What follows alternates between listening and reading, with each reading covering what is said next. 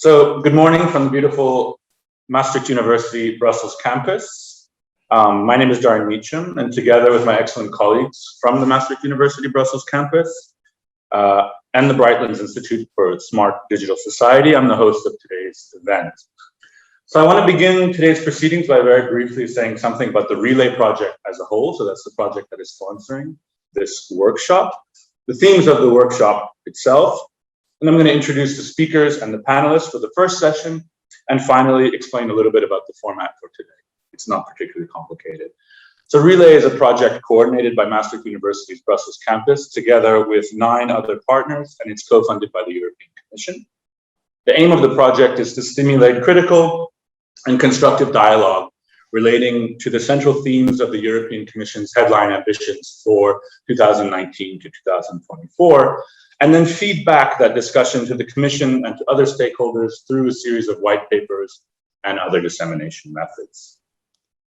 One of the main goals of the project is to draw the connections between the EU's broad aims and its everyday actions, but also the issues and the themes that are at the forefront of citizens' social, political, and economic concerns. The 2 previous workshops in the Relay project so far have dealt with the European Green Deal and an economy that works for people.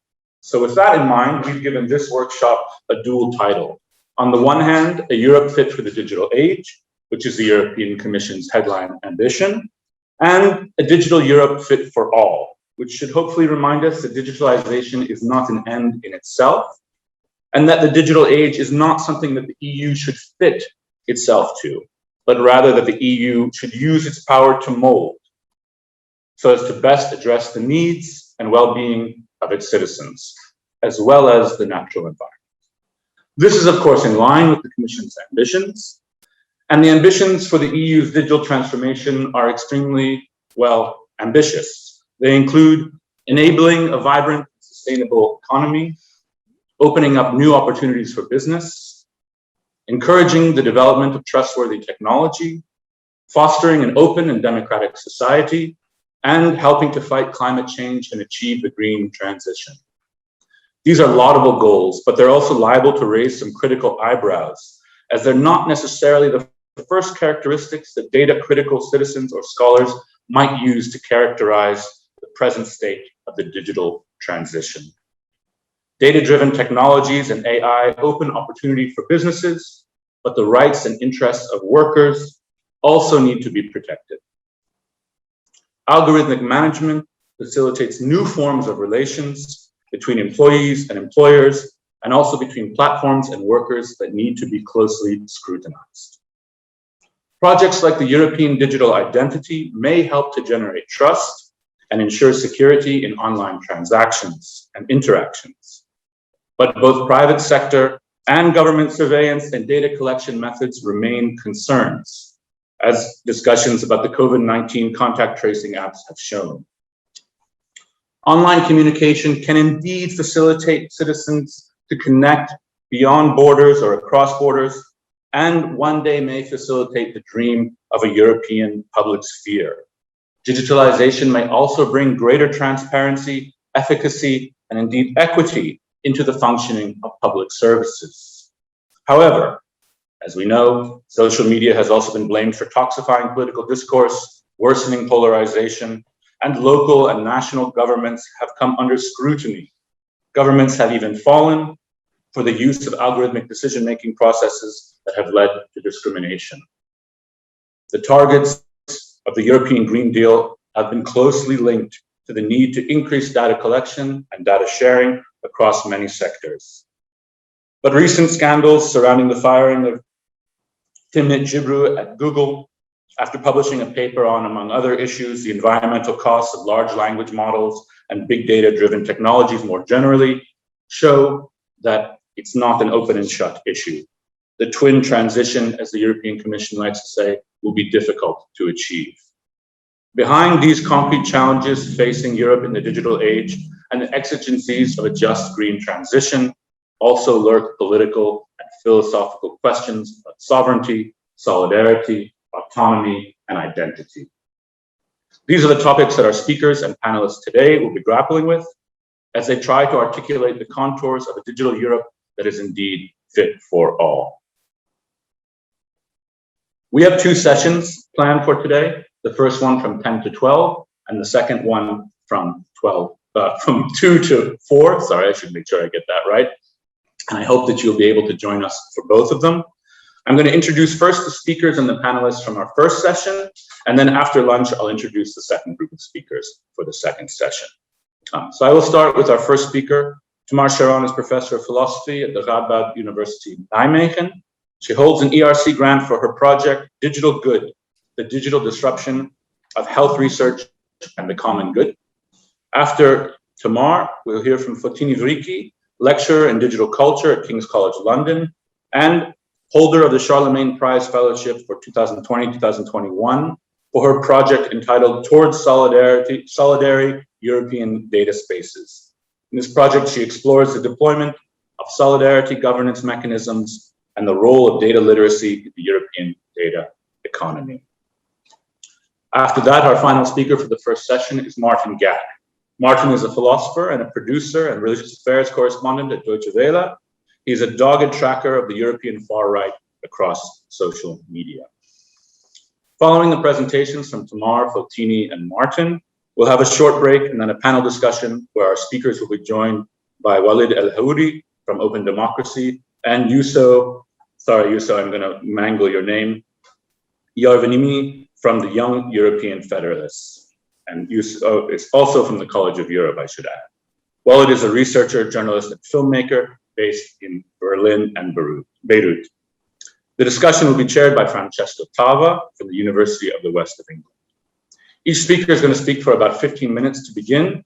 After each talk, we'll have about 5 minutes for a quick question session, just really questions for clarification. After each speaker has given their talk, we'll take a short break, and then we'll have a panel discussion where we bring in also Walid and Juuso. Please put your questions in the chat, and either the chair will read them or you'll be asked to read them out loud yourself.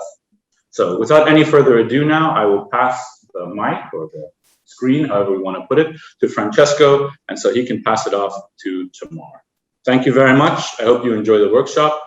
I'm looking forward to the discussion. Thank you so much, Darian, for the introduction. Thanks to all our speakers and audience for joining such a great and inspiring event today. And I think Darian said basically everything, so I just need to pass the mic to our first speaker, who is Tamar Sharon. So each talk will be about 15 minutes, followed by a brief set of questions, and then we'll have more time for questions also after a break during the discussion session afterwards. So Tamar, thank you so much for coming, and the floor is yours. Yeah, thank you, Francesco. Thank you, Darian, and the others who have put this together. Let me just share my screen. So I'm happy to be here. I'll only be here in the morning session, and I'll have to run before that ends as well, but I'm really happy to be here. I've had some comments on the shape of the slides, but I hope they're just visible at this point. Can somebody give me a thumbs up? Okay. Yes, they are. This was not the first slide, though. Sorry, there we go. Okay. All right, so the title of this very short talk, I tried to use the title of the workshop for the day, is the hegemony of privacy as an obstacle to a digital Europe fit for all. I won't be focusing on what a digital Europe fit for all is, but how privacy might hinder reaching that. There's one thing that's become painstakingly clear in the ongoing digitalization of society, and that's that there are significant power asymmetries between, on the one hand, citizens, be they consumers, patients, employees, or students, and the tech corporations that mediate more and more aspects of our lives. If we're communicating, traveling, working, trying to stay healthy, or educating ourselves. And in the past decade or so, in Europe, but also elsewhere, there's been an attempt to address this power symmetry by focusing on data protection, or enhancing data subjects' control over their own data, and by upholding privacy as a fundamental and preeminent value. privacy, certainly since the Snowden revelations back in 2013, has taken on what we might call a hegemonic position in the discussion on which public values are in need of protection as we move towards a digital society and a digital Europe. Now, there may be a number of explanations for privacy's rise to dominance in this marketplace or agora of public values. I won't linger on this, but for example, a philosopher might say that in liberal societies, the focus on individual rather than collective rights and goods may be expected. A legal scholar might say that the very existence of a powerful legal instrument like the GDPR can result in the subsequent framing of problems related to digitalization as predominantly data protection and privacy harms. The proverbial GDPR hammer in search of privacy breaching nails. And a human rights scholar might say that when it comes to human rights, it's actually easier to assign responsibility for the violation of civil and political rights, like the right to privacy, than for socioeconomic ones, for example, like the right to health. In any case, and I think all of these play a role as well as other factors in this rise to dominance of privacy, scholars, regulators, and citizens in Europe and in other parts of the world have developed a very heightened sensitivity to privacy risks that digitalization brings with it. And this is a good and important development. It's always wonderful that we're talking about values and public values that need to be protected in these processes. But it's also currently having some detrimental effects on how we envision, how we regulate and steer a digital Europe.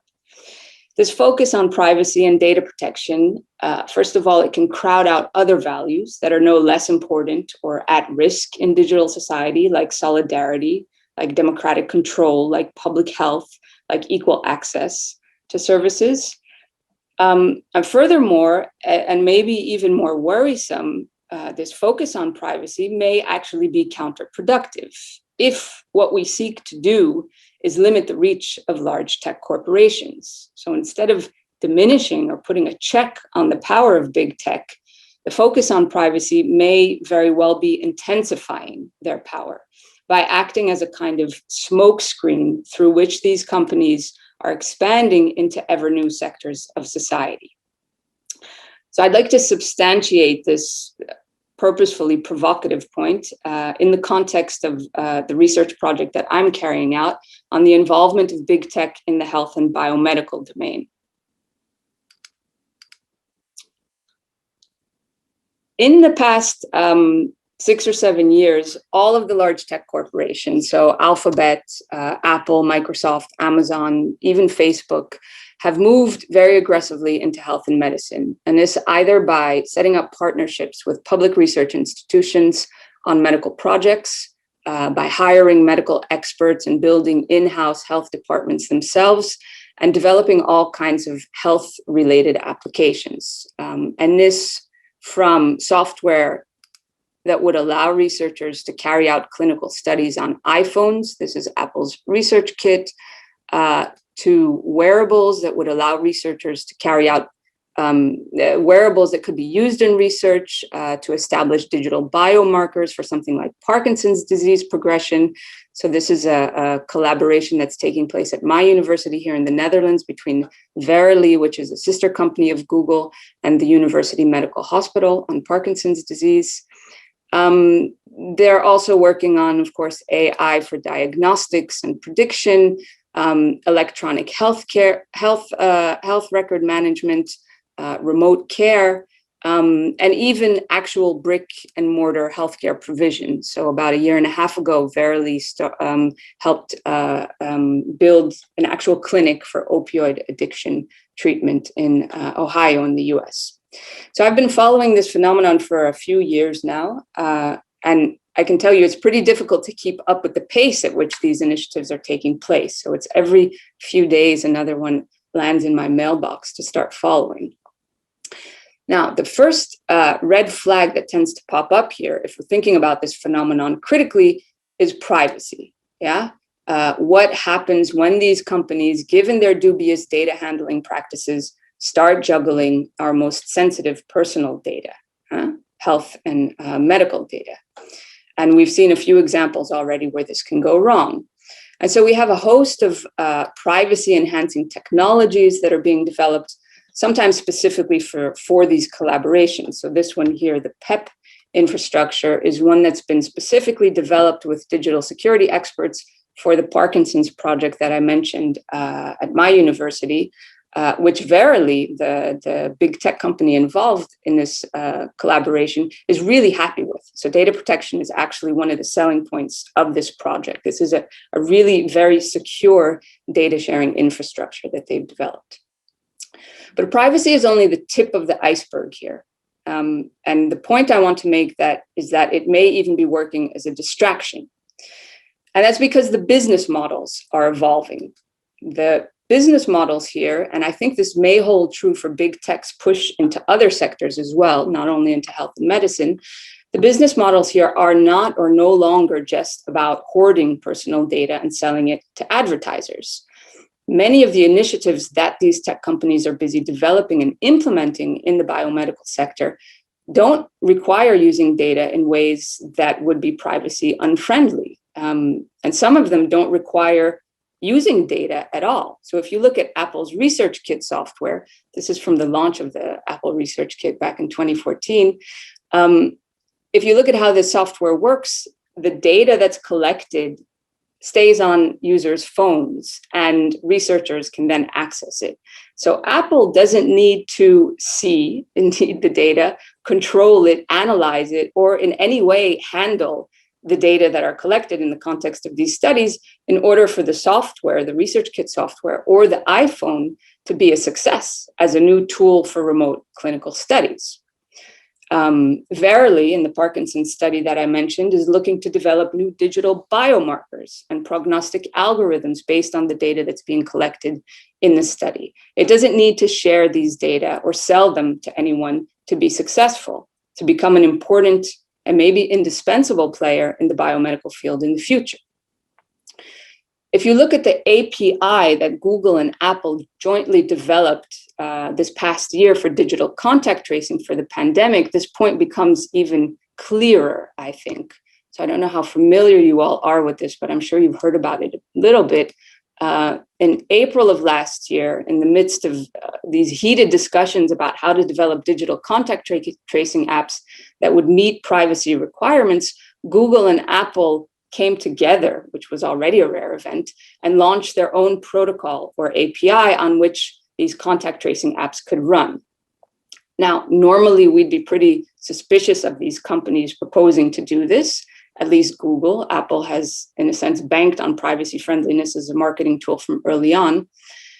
But what they did is that this API complied with all of the stringent, very stringent privacy criteria that leading privacy experts across the globe had defined for privacy-friendly contact tracing. It used Bluetooth instead of GPS tracking. It generated non-traceable identifiers.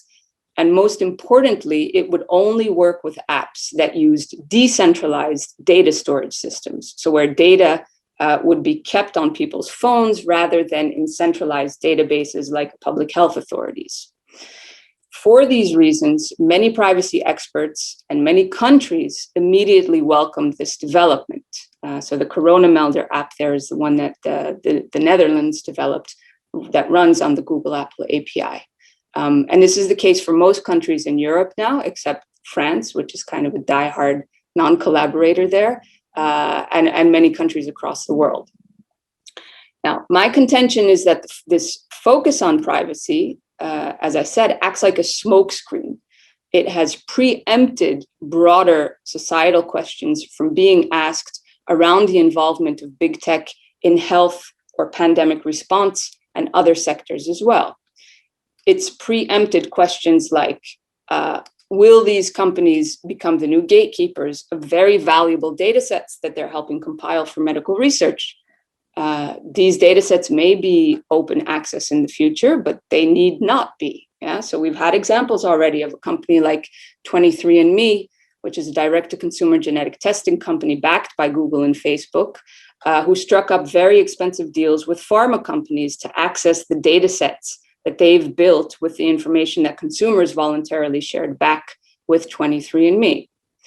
The focus on privacy has preempted questions like, what role will these companies start playing in asking research questions, and so in setting research agendas? Sergey Brin, previously the president of Google, has been pretty open about the fact that a rare form of Parkinson's disease runs in his family, and that's why Google was interested in investing in Parkinson's disease research so much. So, Parkinson's is a terrible disease that's experienced by many people worldwide, but we also know that these Silicon Valley tycoons are interested in things like life extension. So will that also become an important research area soon? The focus on privacy also preempts questions like, what kind of clash of expertise will we witness between medical and public health experts and these tech companies? This was quite clear in the contact tracing API case. Decentralization, decentralized storage of this data is good for privacy reasons, and that's why Google and Apple insisted on it.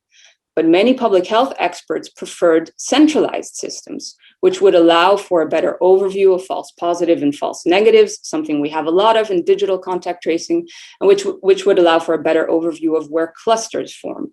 So for public health reasons, centralization actually may be the better option when we're doing contact tracing. And maybe the most important question that the focus on privacy preempts is, how is this Googleization happening in other sectors, not just in health, but also in education, in transportation, in city planning, in news provision, even in space exploration, right? And what does the concentration of power in the hands of these corporations across these sectors mean? These are all questions that have to do with health and medical research, in the case of the sector of the biomedical sector, as a common good, and with new configurations of power in a society that is increasingly digitized and datafied.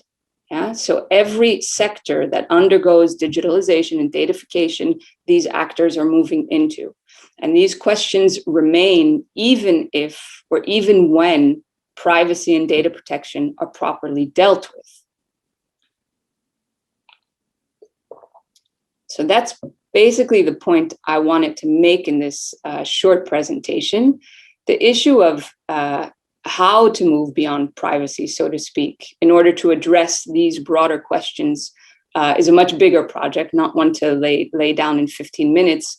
And that's something that I'm very busy working on in our project at Radboud University. But I just want to hint at a few kind of first steps. So I think the first step, and this is the one I'll conclude with, is, or at least as a philosopher of technology, this is what I have to offer, is a better conceptual framework for identifying the risks of digital society in terms of the common good and public values, which are not limited to privacy and data protection.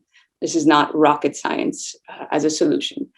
But I think this means, at least from the what we're learning in my research project, is that we need to understand these risks at two levels, and we need to have this kind of double vision. At the sectoral level, we need to ask, when does the expertise and the values and norms that underpin it, that these companies bring with them as they move into new sectors, clash with traditional sectoral expertise? And when does this crowd out other values, norms, and principles that have been fundamental to a sector? And for this, we have to do quite meticulous empirical work. So the question here is, how are these actors contributing to reshaping public sectors in line with their own expertise? And when is their influence disproportional to their level of domain expertise, making it, in this case, illegitimate? Yeah. So to what extent will Apple's research kit reshape how clinical trials are designed and what it is that can be researched? And to what extent will digital contact tracing need to be decentralized from now on, even if that isn't the most efficient for containing a pandemic, even if it isn't the best way in terms of public health concerns? So that's the first level we need to look at. Second, at the cross-sectoral level, we need to look at how these inroads of big tech create novel dependencies on tech corporations for the provision of public goods across sectors in the public domain. These actors are not accountable in the way that public sector actors are. They function outside of the legal and normative checks and balances of democratic systems. And we need to ask how this newfound power within and across sectors, so they're growing infrastructural power, they're growing what Wells calls computational infrastructural power, grants them decision-making power in the realm of policymaking and politics, which again is what we saw with the contact tracing API. Yeah, it's basically pointless today to develop an app that doesn't run on Apple's or Google's operating systems. And this meant, in the case of digital contact tracing, that countries had to comply with the criteria set down by Google and Apple. So countries like Germany, like the UK, like Norway, who early on were developing centralized contact tracing apps, had to drop those and redesign them in order to work with Google and Apple. And there's been quite some evidence that discussions with Apple and Google between these countries or officials of these countries didn't go smoothly. So there was no room for negotiation around what a country app would look like to run on this API. So in this case, these companies didn't only contribute their technical expertise, which might clash with something like public health expertise, but they also got to determine, in some cases, over and above sovereign states and public health authorities, how digital contact tracing would be done, which really has been one of the biggest, broadest digital pandemic responses we've had in this pandemic. So I'll end with that. I think we need this two-layered identification, this kind of double vision, upon which we can then try to develop better regulation. That's it. And here's some photos of the people who are working with me on this project. Thank you. Thank you so much, Tamar.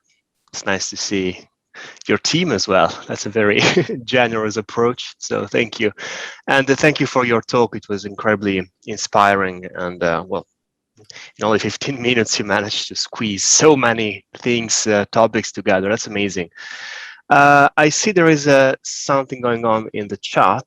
So, well, I think it's just people are thanking you, first of all. I will remind you that if you have any question, brief question, clarification question, this is a time to use the chat. So feel free. I see Martin has a hand up. I just have a very quick rejoinder, which is it does not seem to me, sorry to put it this way, but it does not seem to me like a wise tackle on companies like Google to talk about lack of sufficient expertise in domains.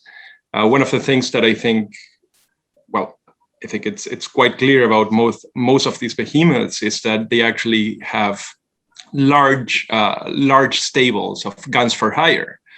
So one of the things that I have found in my dealings with Google in Germany is that they will produce a Floridi type of thing for whatever area they decide to come into conversation on. Be it medicine, be it entomology, be it, foreign policy. I mean, they're there. As a matter of fact, I mean, I'll do this very quickly, I promise. Years ago, I was invited by somebody at Google into a conversation, which I was, while still in academia, I was invited to actually write for a journal. The journal turned out to be Google's journal. It was actually indistinguishable from an actual academic journal. So I was not sort of top of the line expert, most certainly, but we know that in the years that sort of elapsed, they did gather quite a set of people. Anyway, that was just my comment. Can I respond? Yeah, please. Yeah. Thanks. Sure. I mean, that's one of the worrisome things here, that they've been recruiting really top-notch scientists in all of these different domains for some years now. And and not just scientists, but people like FDA regulators who quit the FDA and move over to Google or Apple recently. And that is indeed worrisome. And that would tamper the claim that they're missing some of the domain expertise. But in these situations, then I think we need to be even more careful, and even if they're bringing some domain expertise in, question at least what the interests are to which that expertise is being used. Yeah. Mm-hmm.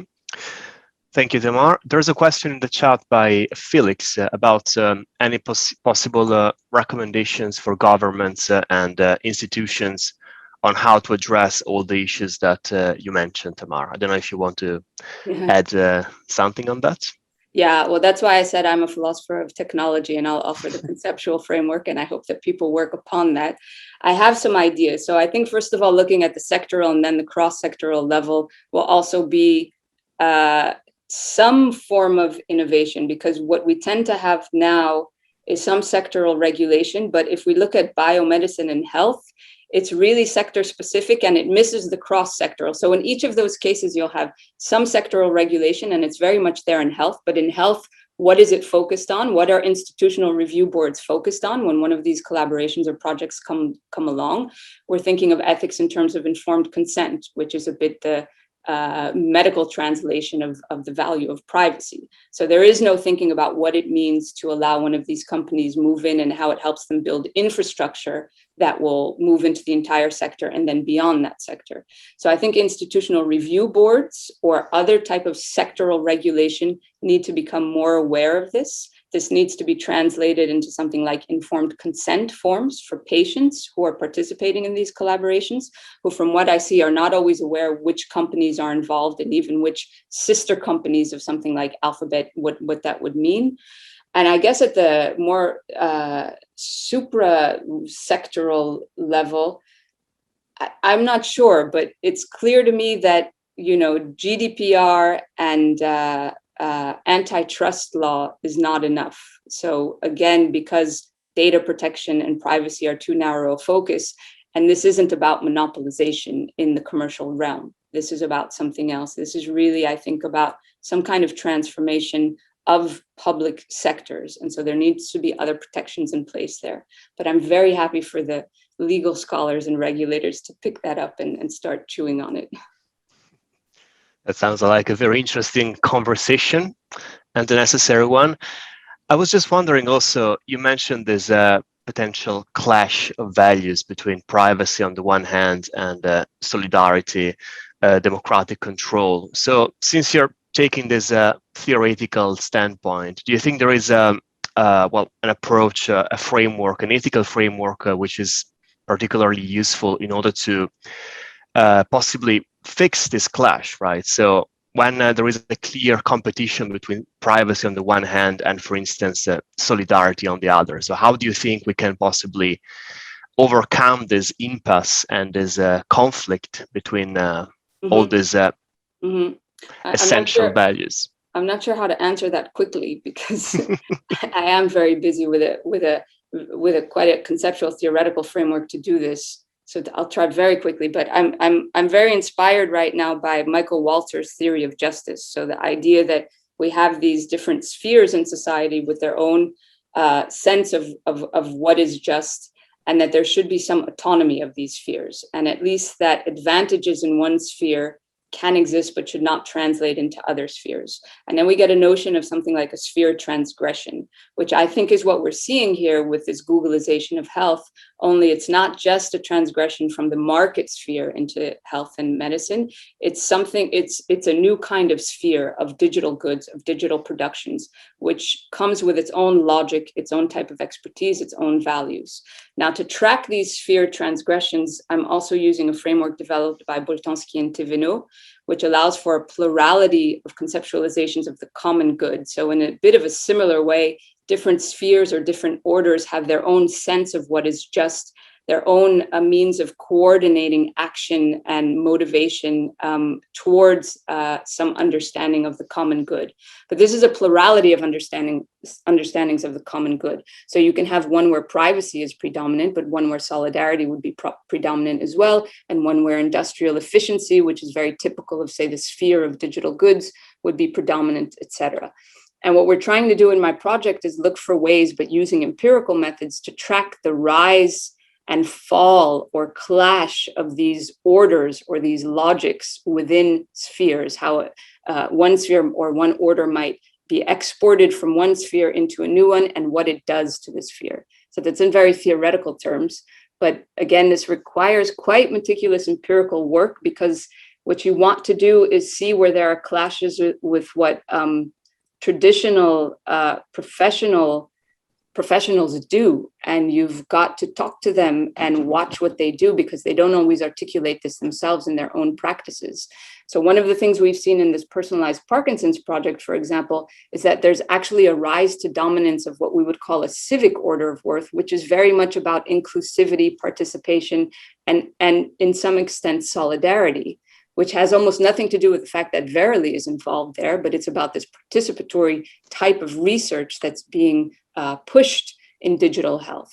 And this changes the way the research staff run their project and how they relate to the participants in the project and what they can give back, because I can't go into too much detail on this, but yeah, so we're looking at how these spheres might be transgressing into new spheres or sectors, and which logics and values they bring with them, and what this does to a sector. Sounds amazing. Thank you so much.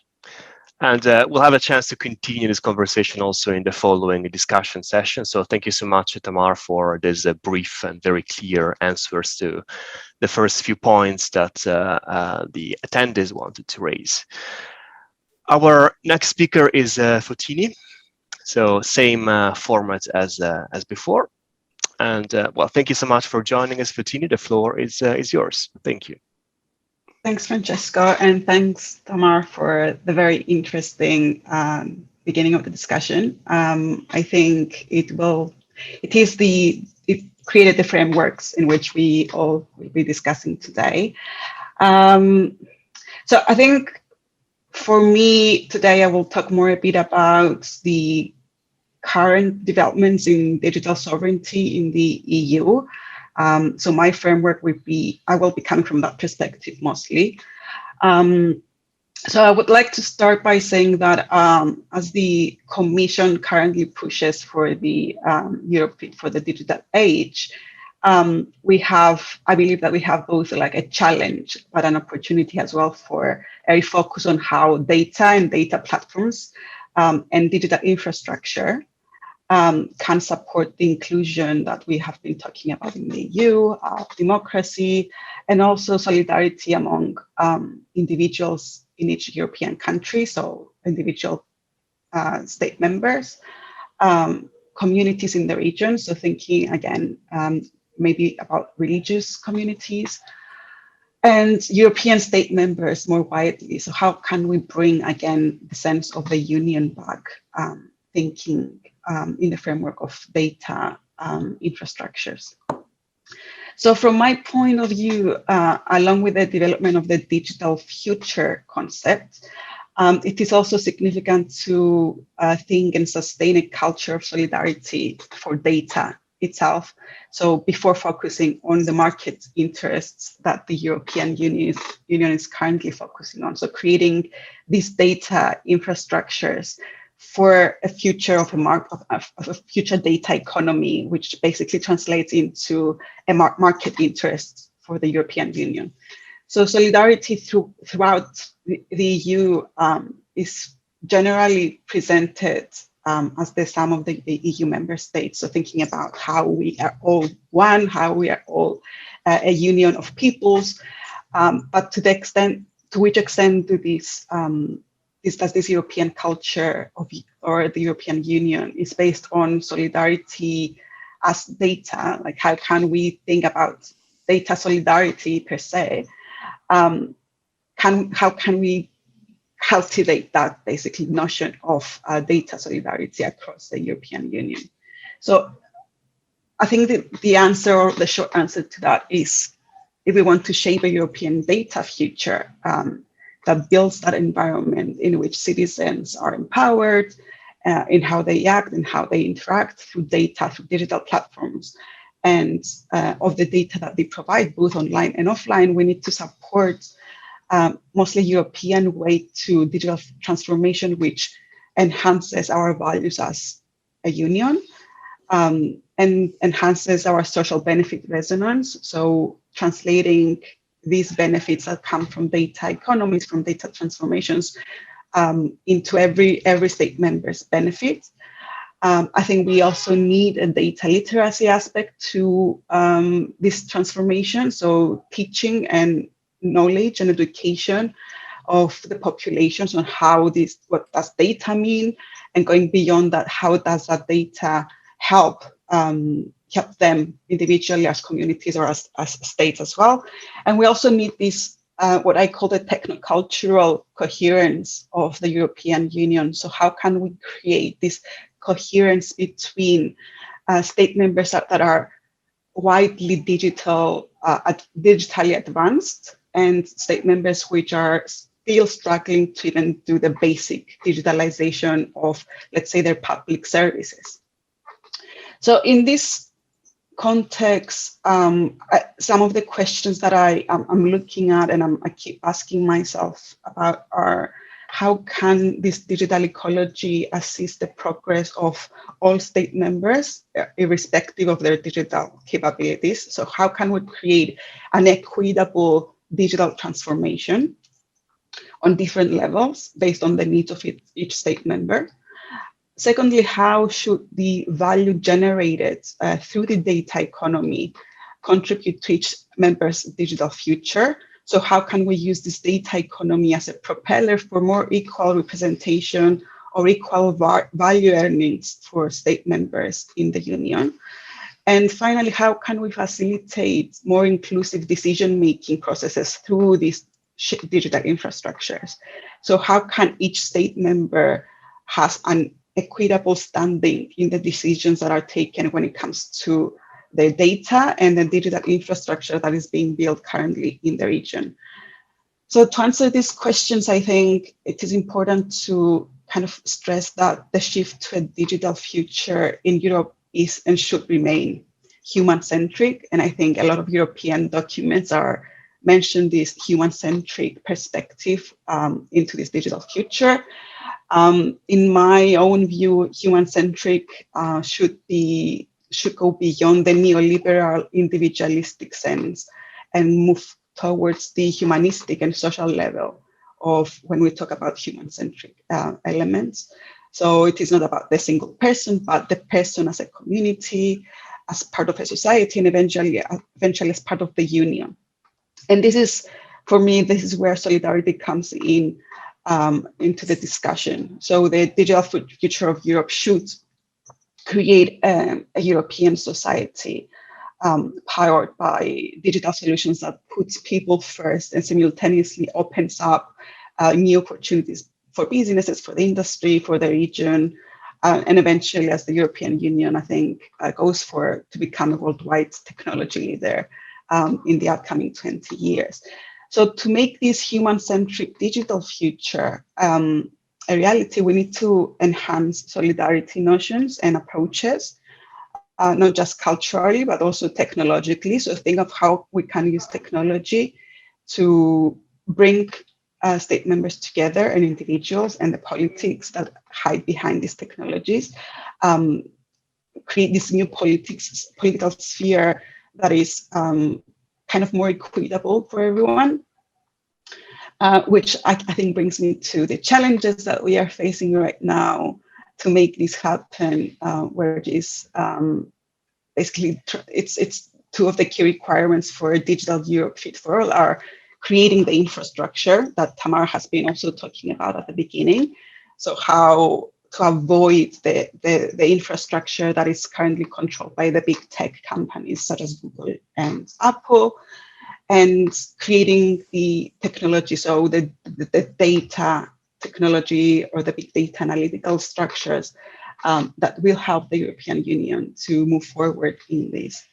So any European initiative has to boost the development of trustworthy technology. From my perspective, it needs to also foster an open and democratic society and a vibrant and sustainable economy. So we shouldn't be looking at just the 20 years, but thinking beyond those 20 years, 50, 60, 70 years after. And the two keywords for me here is to be an open, the openness and trustworthiness. And I think these are also like very trendy keywords right now that are being used across the board to discuss technology. But the Commission itself needs to think about technology that works for people, a fair and competitive economy, and an open and democratic infrastructure. So thinking about how, for example, we can use decentralized infrastructures, data infrastructures to benefit of all state members. So I think clear and transparent governance structures will maximize the benefits of data usage for every state member. It may also help in the current fragmentations that we are facing in the Union, which usually source from issues such as access to data or actual digital infrastructure. As I said earlier, some state members are lacking even the basic digital infrastructure, while others, such as Germany, are quite advanced when it comes to having their own cloud services, data centers, while we have countries such as, let's say, Greece, where they're just still struggling to digitalize public services and make them online so people can access them much easier. So these digital inequalities or digital divides, let's say, that we have in the European Union will become, I think, more apparent as we move into this digital transformation era, and it's happening quite fast. And we need to find, I think, a ways of how to collaborate as state members in order to have an equal kind of transformation that puts everyone on the same line of advancements. So my point here is, I think I'm going to conclude in a few minutes, is that in order to secure our digital sovereignty as a European Union, we need to deploy sort of a more solidary approach to digital infrastructure and then data control of that digital infrastructure that is that can potentially cast us in a power position in the future, both thinking about when it comes to policy and technological solutions. I mean, Brussels are quite known for their policy approaches and the governance structures they're creating. I think it's called the Brussels effect, where they're just creating policies and frameworks for everything. And that can also be used as an opportunity for the European Union to not just bring state members together, but also be the leader in this sort of more open governance structures for data across the world. So for my project right now, where I'm looking at the common European data spaces that the European Union is currently planning to deploy. Again, I think, as Tamar was talking about earlier, the healthcare sector is one of the big sectors that everyone wants to tap on when it comes to data, and in which Facebook, Google, and Apple are currently like very much going for to control data. And maybe there's also, for me, as a social scientist, going beyond regulation and beyond law and thinking beyond those structures that I've been talking about, we need to also think about the democratic element of this governance, of these common data spaces that the European Union is creating, and basically think of them as a decentralized institutional framework. So, and I think by decentralizing within the European Union, the power structures that we will use to basically control these data spaces, we may be able to allow for a more kind of transparent and more equitable development of the technology and the future we're aiming to build. So the current and biggest challenge for me that is faced by policymakers and technologists in the European Union is currently to escape that fallacy that we're facing every time that we talk with technologies and big tech companies, where they are conceiving technology as a panacea to everything. So what we call the technological solutionism. So avoid thinking of with technology as the solution to everything. So thinking more of how to bring in social approaches, solidarity approaches, humanistic approaches to how we develop these digital developments and digital transformations. So to sum up, I think for Europe's digital sovereignty, the EU needs first a digital infrastructure. So that should be a calculated and well-balanced action plan for supporting the development of critical data infrastructure. And secondly, we need, as I said earlier, data control. So by championing the message that these moves towards regulating big tech are based on creating a coherence between state members and enhancing solidarity between the state members, and not just the development of more technocratic processes that the European Union is so known for. We will have citizens that are more acceptable, that are more open to transformation. And also it will, I think, advance the trust that citizens will have on these data infrastructures and the digital future, to make this an easier kind of transformation or transition, let's say, from the towards a more kind of digital future. So I think I'm going to stop there. I don't know how I am with time. It's fine, Photini. Yeah. Yeah. Feel free to finish if you have anything else you want to add. Just I think one more minute. I think my final point is that the digital infrastructure that we will shape and that we are currently shaping in the European Union, it will shape us in return, and it will shape the European Union, the sense of the European Union, the identity that we have as a union, and we kind of need to take these steps be quite careful with these steps. And I think, I know that I'm quite obsessed with the solidarity approaches and the principles, but I think by deploying more solidarity principles from the outset, we can guarantee that these digital transformations will be kind of beneficial to everyone, and not just a motto for the European Union to push for this transformation to happen quite fast. Great. Thank you so much, Photini, for your talk. I see there's a lot of going on in the chat, so we will save a few questions also for the discussion panel afterwards. There is one question from Robin, I think.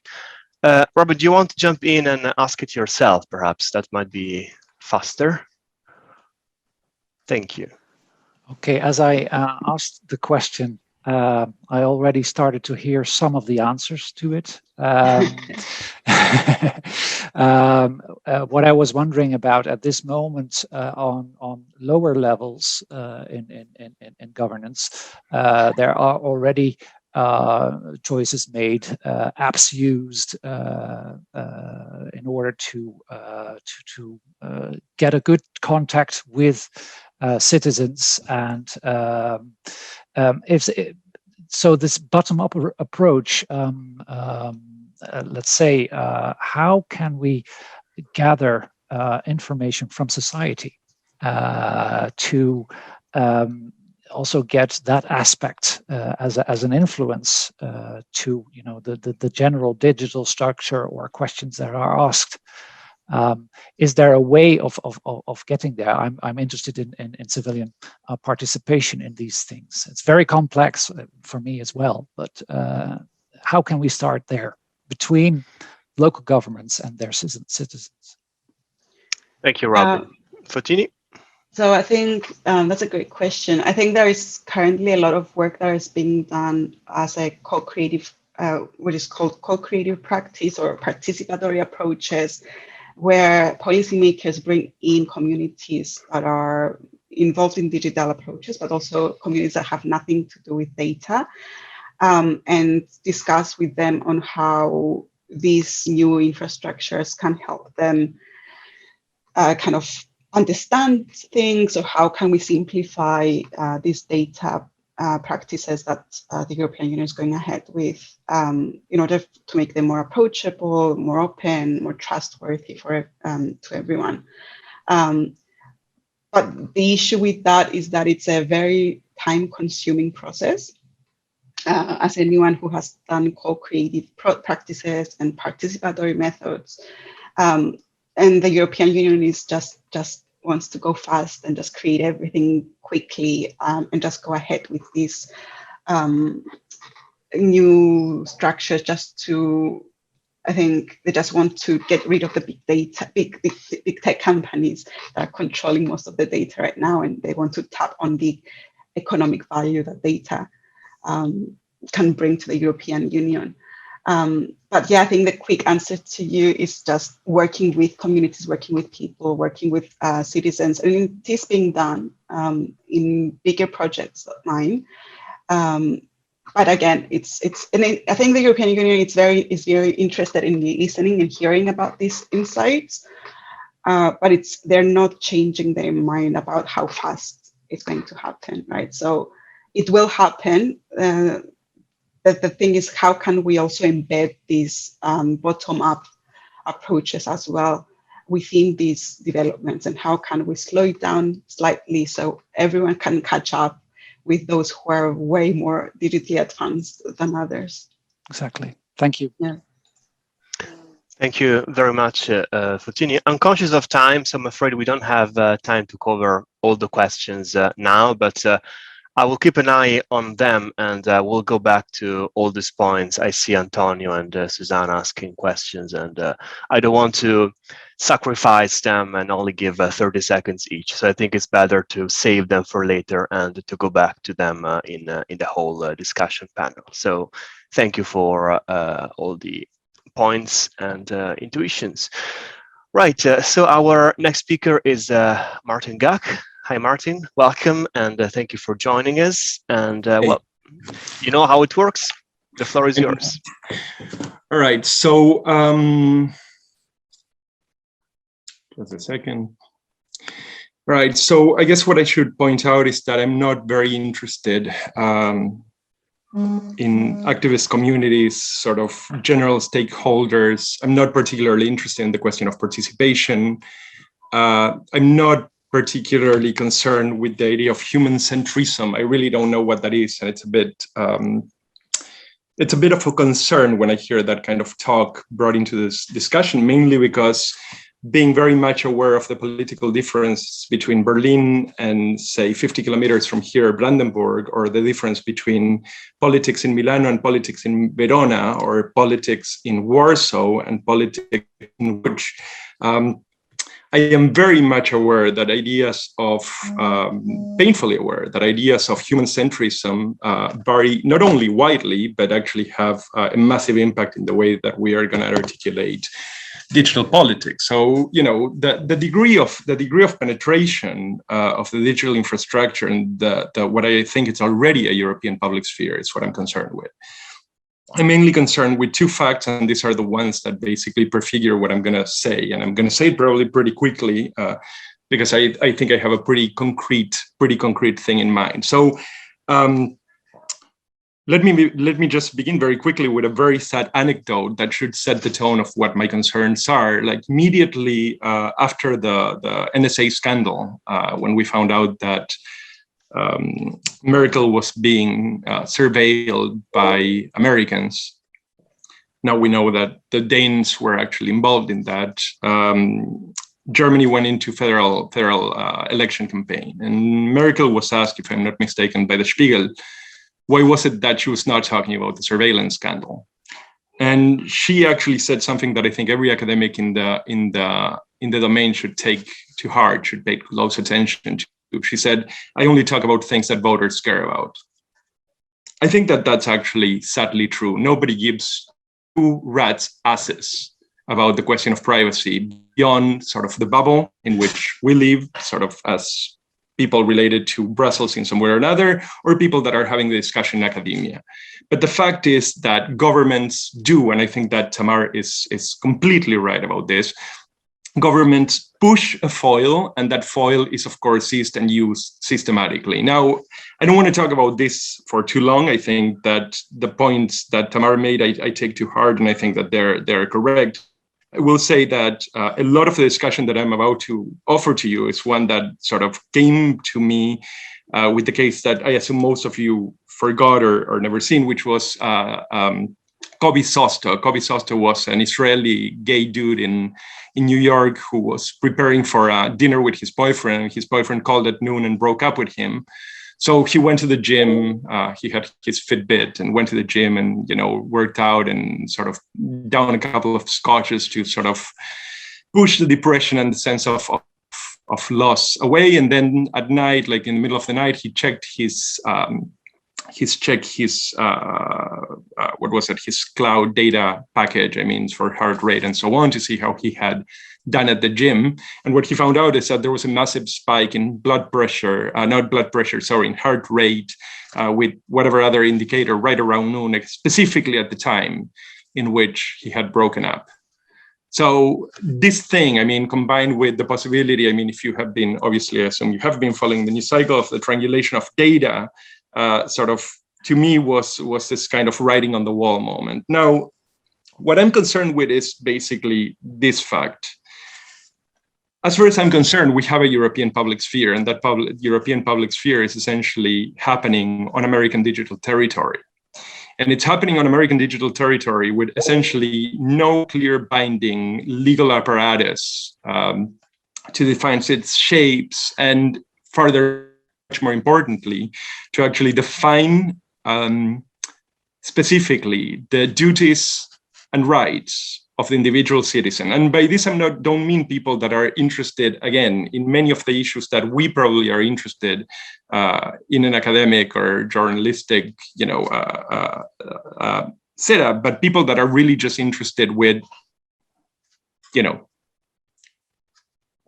preventing his kid from becoming gay, or making sure that Poland does not actually adopt abortion, or making sure that, they continue to be permitted to buy cheese that is, that they're permitted to show pictures of l'origine du monde découverte, the famous vagina in Paris, for which Facebook banned an art professor, an art teacher. So all of these elements, which I think are much more menial elements, they do not have any of the great narrative of questions of solidarity, human centrism, et cetera. These are the things that essentially concern me. And the reason why they concern me is because those are the places where I see actually the brewing in sort of massive manners of political trends. And this is something that, I'm not going to bother you with the data right now. I'm just going to essentially take it for granted that we're more or less circulating on the same evidence and sources. But essentially, the numbers are really quite staggering. And because the numbers are staggering, there is a question essentially as to what happens with that virtual digital space and who essentially has authority over it. So the position that I'm sort of pushing forth on you, it's one that came up during sort of an extended discussion with people that are sort of circulating around the European Parliament and the European Commission, and basically concerns the idea that perhaps rather than really start rethinking about processes and mechanisms and instruments, what in my mind Europe really needs is essentially a digital ventotene. It really needs an approach to the question of digitality that really takes essentially the virtual space as a territory on which we already live, not a territory where we one day are going to live, not a territory in which one day we're actually going to, have transactions and exchange love letters and exchange commercial recommendations and discuss politics and sort of so on and so forth and so on and so forth. It's the one in which we are already doing it. the kid in Bari is looking for a job in München through Facebook or through Twitter or through any of these machines. I mean, this is not in the future. This is something that is already happening. I think that, again, I mean, this should have a strong echo with most of what Tamar has said. But I think that I'm trying to really push this into a much, much broader question, which is the question of essentially a European form of republicanism that actually learns from what have been some of the most disastrous episodes in European, sorry, that was me going falsetto, but episodes in European history, and actually finds ways to reshape or bring back rein in these political trends. Essentially, I think that there are a bunch of things that need to happen, and most of this will be very general statements. But I mean, what I kind of want to invite to is really for people who have this concern, who are seeing sort of this essentially upending of our democracies, or upending of the European project by frat boys in California, as it was put by a Canadian parliamentarian visiting the British Parliament when they got to talk to Nick Clegg and not to Zuckerberg.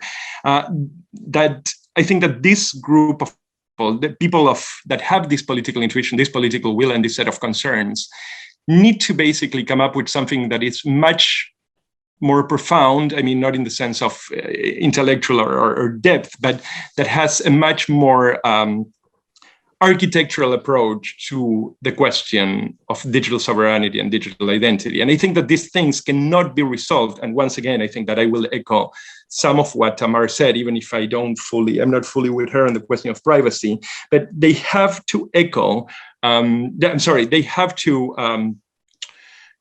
to look at the question of sort of the polity in general. And when we are actually faced with things like the GDPR, when we are faced with things like the DMA or the DSA, which essentially grab the question of political participation, the emergence of the far right, sort of distributed by digital processes, the incitement to political violence, which in Germany we have had quite a bit of that. I mean, and I think that most places around Europe have seen their fair share, particularly capitals.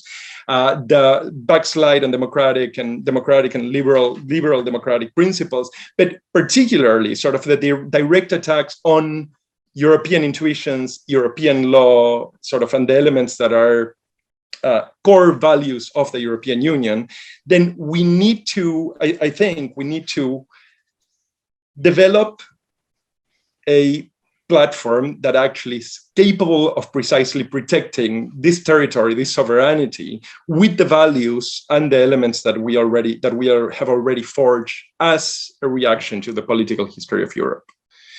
Okay, so basically, I mean, that was a bit fuzzy and probably a bit choppy, but I think that essentially there are really about 10 elements that I would just like to fairly quickly put to you. The first one is that regulation is great, but regulation is really simply not enough. That what we need is, as far as I'm concerned, is we need a form of governance over the spaces in which Europe can actually recapture the authority for digital space and digital transactions. So the digital public sphere is actually now the European digital public sphere at the hands of Californian terms of services, essentially dominated by an amount of things that would be, in many, many cases across the European territories, illegal. I mean, you can go from, all sorts of things. I mean, curtailing freedom of expression, sort of repressing or censoring, nudity, as I said before, so on and so forth, the promotion of far-right racist propaganda, etc. So I think that this has to do with the fact that the rules of Europe, not the rules in terms of services, but the rules of Europe as a compact of laws that have been developed in order to modulate things, have to actually be brought with full force onto the digital public sphere, into a digital Europe. That's number one. Number two, I think that this really means that digital European sovereignty must mean exactly that. We cannot really, and this is something that happens very often in conversations with people inside Brussels. They will say, well, it's lovely that you have this little toy called the internet. You can go there, you can play a couple of hours with your Facebook and Twitters and whatever else it is, but then you can come back to the kitchen and we can do the real work. So I think that in a sense, the problem that we have is that as opposed to what those of us that had been very much involved in looking at trends within the digital space have looked, a lot of the policy space is still discussing this as something that can actually be abandoned, that actually something that is optative, that we can use it for a while, but that real life, real democracy, real participation, real deliberation, etc., is happening somewhere else. That's really happening like in the square. There is no square. I mean, the public sphere, at least in the Habermasian model, which I'm a limited fan of, was always a virtual space. It happened in the cafe for a couple of hours while the people were there. And when the people went away that were sitting down discussing either literature or discussing politics later, that space actually disappeared into thin air. And it was reconstituted in some other place. What we have now, I think, and I'm sorry going very quickly through this, is essentially the hyper development of virtuality that has obviously permitted a much broader and much more profound constitution of what now is a transnational public sphere. Now, the transnational public sphere, as far as I'm concerned, digital and all, does not really resolve the problem that we have massive diversities of values. In Europe, we have a massive diversity of value positions. So I think that it's very important, as far as I'm concerned, to really give up the idea of substantive moral values, like, for instance, human centrism. And the reason why and please do not construe this as a personal attack. The problem that I have with this kind of talk is that will never work in order to really produce a policy system in which you can pull in, say, Amsterdam, The Hague, and you can pull in Warsaw. I mean, and make no mistake about it. Budapest, Warsaw, Prague are actually becoming increasingly big players in how much you can actually get done in Brussels in terms of digital development. Now, the other thing that I think clearly has to happen, and this might be the most controversial one, at least when I talk to people associated with ALDE and the center right, is that what we really need, as far as I'm concerned, and I know that I'm now on time and now I should be stopping, but this is sort of the juicy bit. I think that basically what we need is the full development of the digital technological and infrastructural capacities of Europe. We need essentially, as far as I'm concerned, not an agreement of the 150 that we have had with American companies that actually permits the European citizen to dispatch his data to California, but lives under an American TOS. And then it's violated, has, the safe harboring mechanism violated, and then has sort of a bunch of others. We need European digital infrastructure. We don't only need European processors, we need European Facebooks, we need European Twitters, there is no question to me about this anymore. The point is, if you take it as I do, and maybe you don't, but if you take it as I do, that this space is already the digital republic that we're inhabiting, and that has become a bit of a no man's land ruled by the same people that permitted January 6th in the US, then you need to agree with me that space either has to be recaptured by a sovereignty that is willing to impose the rules under which have agreed as Europeans to live in. It's absolutely clear that the American machine cannot do it because there is also, I think, a great disjunction in terms of what is understood. Now, I will make one final point, and I promise it is the final point, which is that despite, we can talk later about sort of I wanted to mention the German, Danish, Estonian letter to von der Leyen about the development of European technology, which was laughable, but we might do that during the panel. What I did want to say is that I think that there is, in my mind, one clear and very serious area of research directly ahead that I will never take up because, I'm not an academic anymore.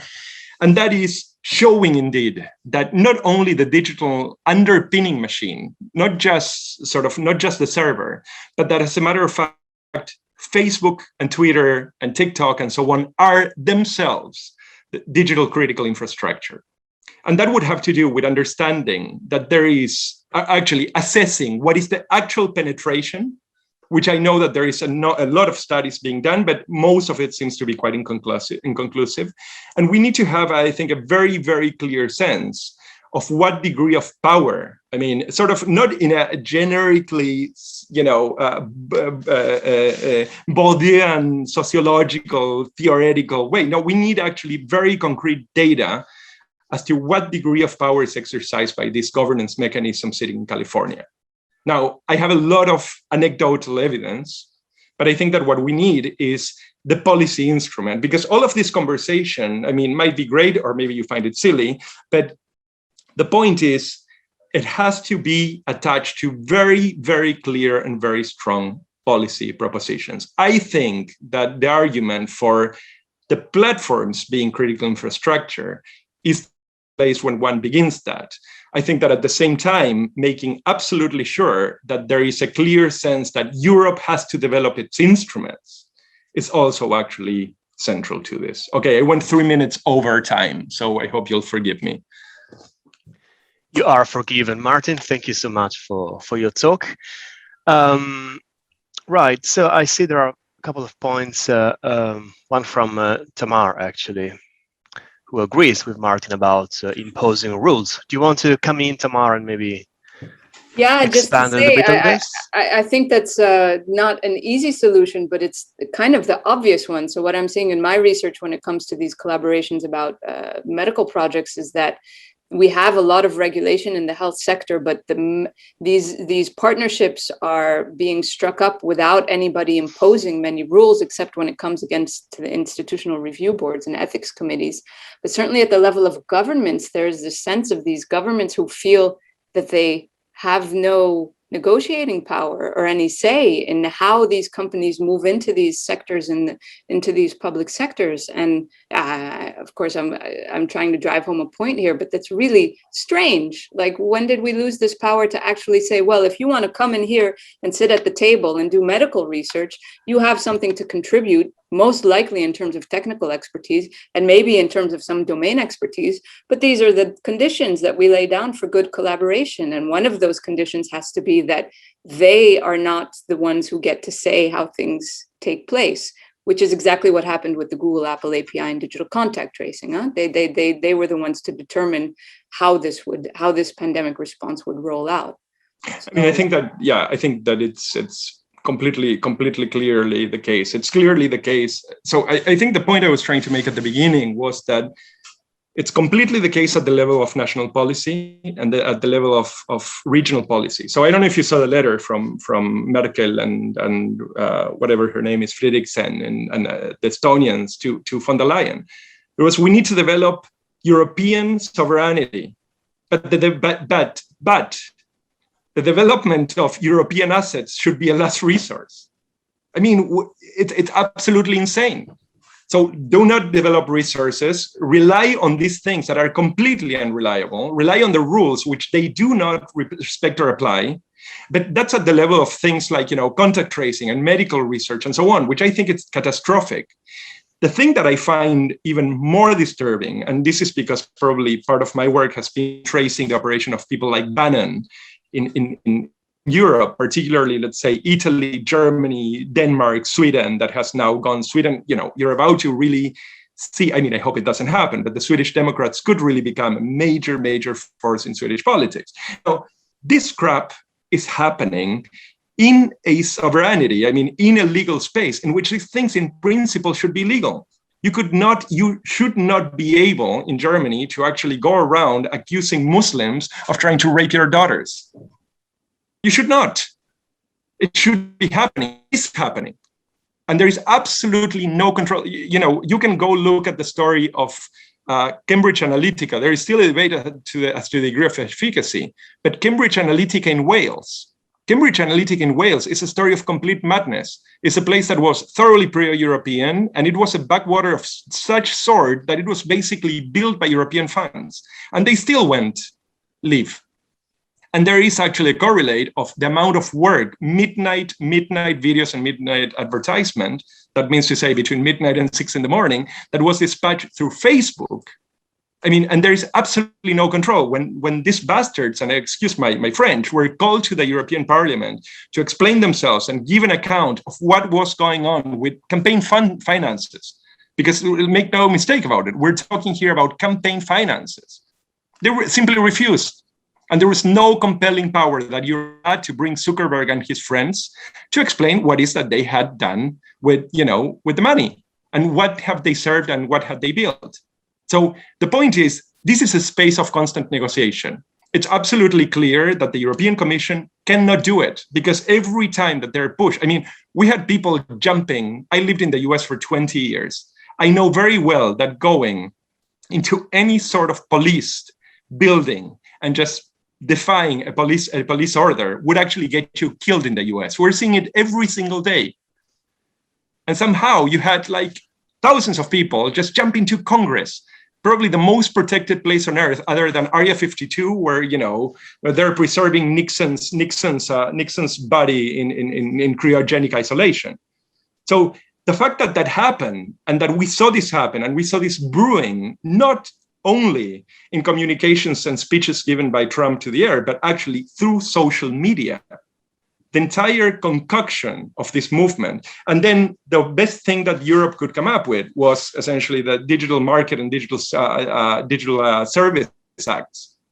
I mean, it's madness. It shows you basically that you have people that think that you can, use a hammer and a couple of blows to basically put back in place a nail that is of the size of the entire Republican democratic project of the European Union. I mean, rule of law, I invite everybody to go out and read the Copenhagen criteria. Forget Lisbon, go read the Copenhagen criteria. Those are the things that bring us together, not actually, not the question of what the Polish think about abortion or they think about a fetus. So the fact that that thing, the Copenhagen criteria, does not have actually teeth over our digital space, to me is madness. Okay, I'm sorry, Francesco. Yeah, that was long. That's all right. I was about to cut you off, but that's perfectly fine. Thank you so much for all the comments. And I know that I'm sure this is a very compelling discussion. I'm sure this will continue after a break. I want to apologize with Susanna, who has been asking a lot of fantastic questions, and we haven't answered any of them yet, but we will certainly go back to that in the discussion that will follow. So I suggest we have a 6-minute break now. So sorry for the shortness. We can reconvene at 12:30 and have a half-hour discussion with, first of all, our guests and also all the attendees. I know Tamar is leaving us at 12:30. So, well, thanks again for coming, and it was a pleasure. And, well, take care and see you soon. Okay, so welcome back. We can now open our discussion panel. I would like to first introduce our respondents. Walid El-Houri from openDemocracy, and Juuso Järviniemi from the Young European Federalists. I hope I'm pronunciating the names right. Sorry if I didn't. So I suggest we first start with some comments from Walid and Juuso, and then we move on to our speakers, our attendees' questions that are already available in the chat, and of course more questions, more comments from the audience. So Juuso, do you want to go first? Sure. Yeah, thank you so much for the invitation, and thank you to keynote speakers for the illuminating interventions. So indeed, I'm from the Young European Federalists, and for our organization, this is quite a new topic that we've decided to dive into. This year, we are implementing a work plan on internet governance, where we raise young people's awareness of the topic and empower them to take part in the debate on internet governance, for example, by encouraging them to make concrete policy recommendations. We've spoken about participation on these topics, and I think it's the responsibility of us all. And as an organization, we are committed to doing our parts. So in case you're interested in cooperating with Jeff on this project, don't hesitate to get in touch. But now, speaking of democracy in the governance of our digital Europe, So the issue with our digital world is that it's managed by multiple different types of stakeholders.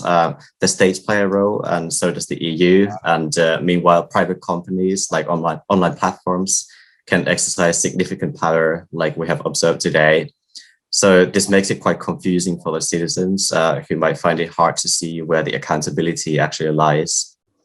But at the end of the day, and echoing some of the comments made earlier, I don't think it's the role of public companies to be subjected to democratic control by the public. That's not what they were created for. The raison d'etre of a private company is to make profits, whereas state institutions are the ones which are meant to be subjected to democratic control. So that means that if there are some functions that need to be subjected to control by the people, we need to bring in public institutions. This idea, for example, has implications for the discussion on self-regulation versus co-regulation of online platforms concerning platforms' responsibility for content that is published on the platforms. And for this reason, I personally, for example, think it's a good idea that the proposed Digital Services Act will, through law, by a parliament, by the people, define more clearly what the platforms have to do. We can discuss whether it goes far enough, but at least the idea is correct. Now, another point is that in internet governance, we often talk about multi-stakeholderism, various stakeholders like NGOs, technical experts, political decision makers coming together to deliberate on these things. I think this public participation is crucial, and public institutions like the European Commission, they already have pretty well established mechanisms for collecting and aggregating input from these various stakeholders. What's more, in internet governance, what is almost unique about this field of policy is that we already have various rather inclusive multi-stakeholder platforms like the European Dialogue on Internet Governance. The conference is in a week, actually. The Internet Governance Forum, and many of the others. So we already have many arenas for discussing these topics where stakeholders come together. But a challenge has been that the discussions from these platforms, they haven't necessarily reached the decision makers as well as you might expect. So now that we're starting the legislative process for a couple of flagship pieces of legislation, like the Digital Services Act, artificial intelligence regulation as well, perhaps it will be a moment for the European Parliament, for the Council to pay some more attention to what is discussed on these platforms. Now, I'll end with a question. I think we've already had many, but this is also about what we started getting into towards the end of the session.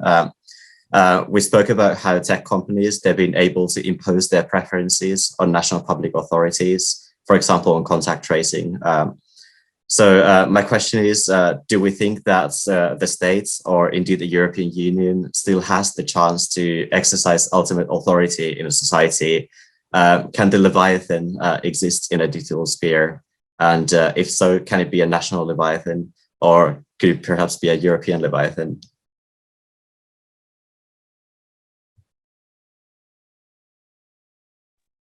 I mean, I think... Great. Sorry, should I?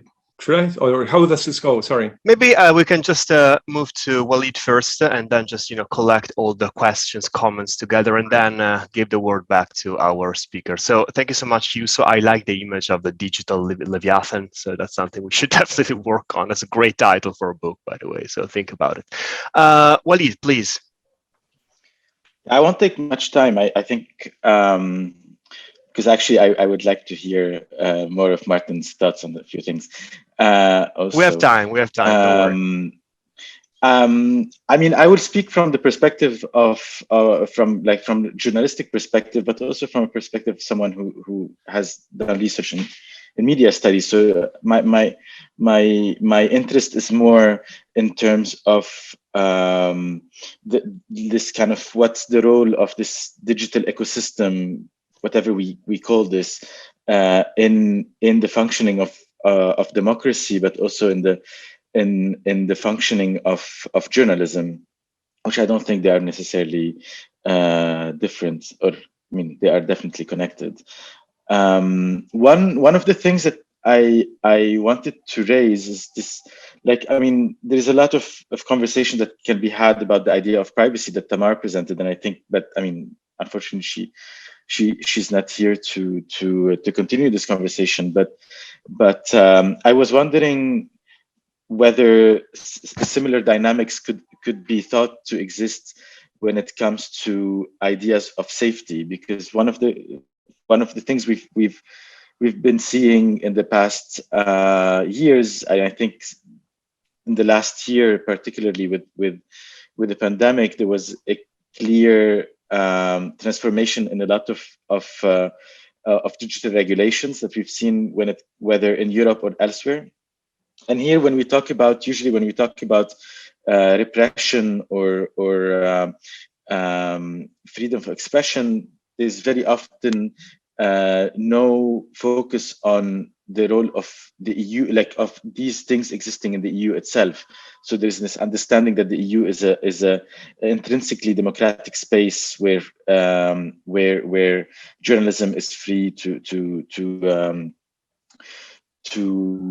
work without interference by states, which is most of the times true. But what is very alarming, for example, is like how to, and these are some of the points that were raised by the speakers, is how can we talk about a democratic governance or a democratic Europe in the digital age when one of the basic importance of democratic functioning, which is information and opinion building and discussions and access to information, is more or less now, a large part of it at least, is controlled by private digital companies.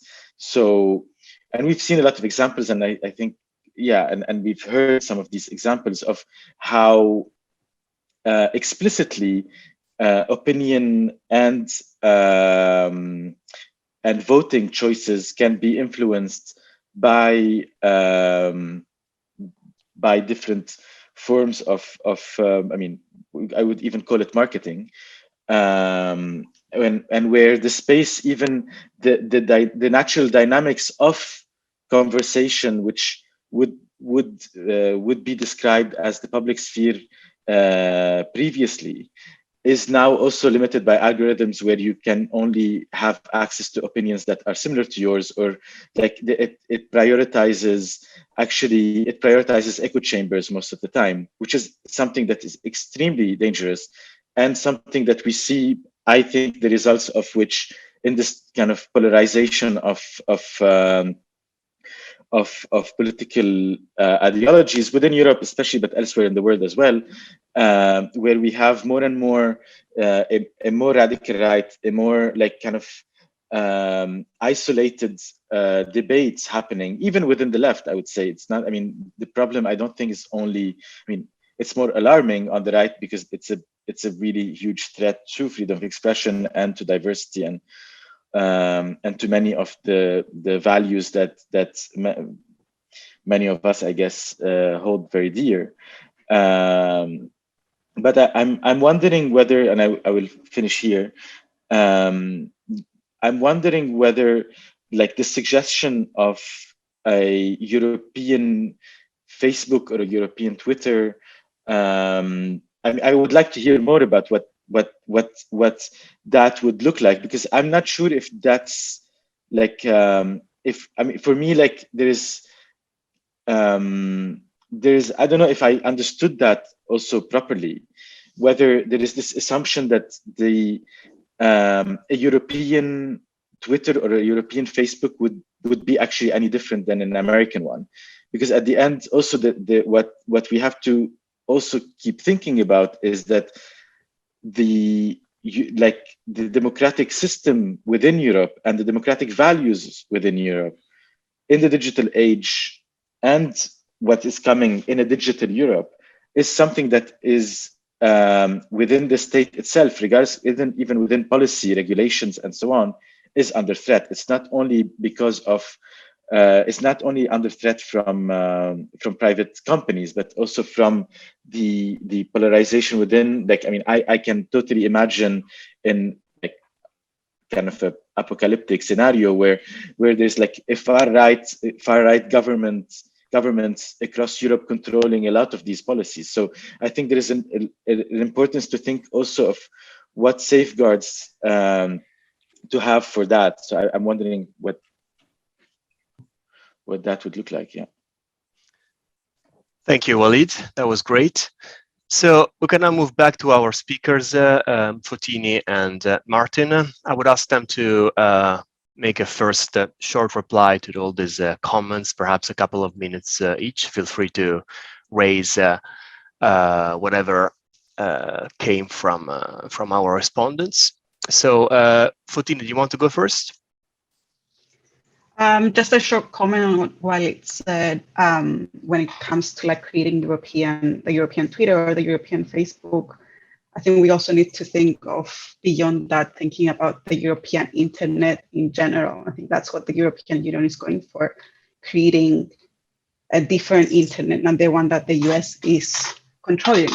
And that comes also from what Martin was talking about earlier about the Silicon Valley boys controlling everything. So how Brussels, how the European Union as a whole can control the data transmissions or the data exchanges between citizens, between countries in the European Union. So how can we, and that will add to what the idea of the European sovereignty when it comes to the digital and to the data infrastructures that we're envisioning. So yeah, it's moving beyond that actually. And I think we have been seeing that and creating this infrastructure, creating this safeguards, as you said, Walid, that they want to, it seems like there is an action going on, but I think spending 150 million pounds on Gaia X right now, the cloud services for European Union, is not enough. We should be talking about billions of euros, not just millions. If we actually want to create a cloud service for the European Union, we should be investing much more money in creating this technology that we want to create as a technology leader in the world. So I think to some degrees just talk. So we also kind of act on it, not just talk about it. Thank you, Photini. Martin? Yeah. Well, I mean, I think that first a question about the Leviathan. I mean, I mostly disagree with Juuso's assessment, for instance, of the Digital Service Act and the Digital Market Act. I mean, I think that the question that you have here, as far as I'm concerned, is not so much whether the Leviathan is possible or not. I mean, I think that the question that you have here is whether you're committed to European law or not.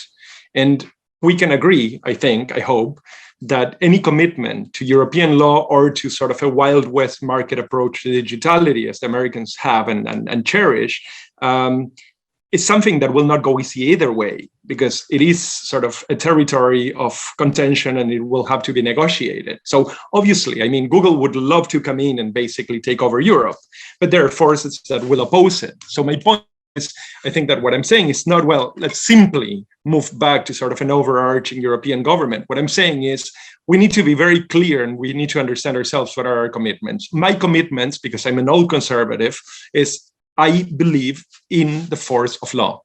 I think that the rule of law is what stands at the core of a European commitment. And I'm not saying this as, a nice little flourish to talk about my politics. I grew up in Argentina in the 70s. 30,000 people were whisked out in the middle of the night and were actually tortured and then killed.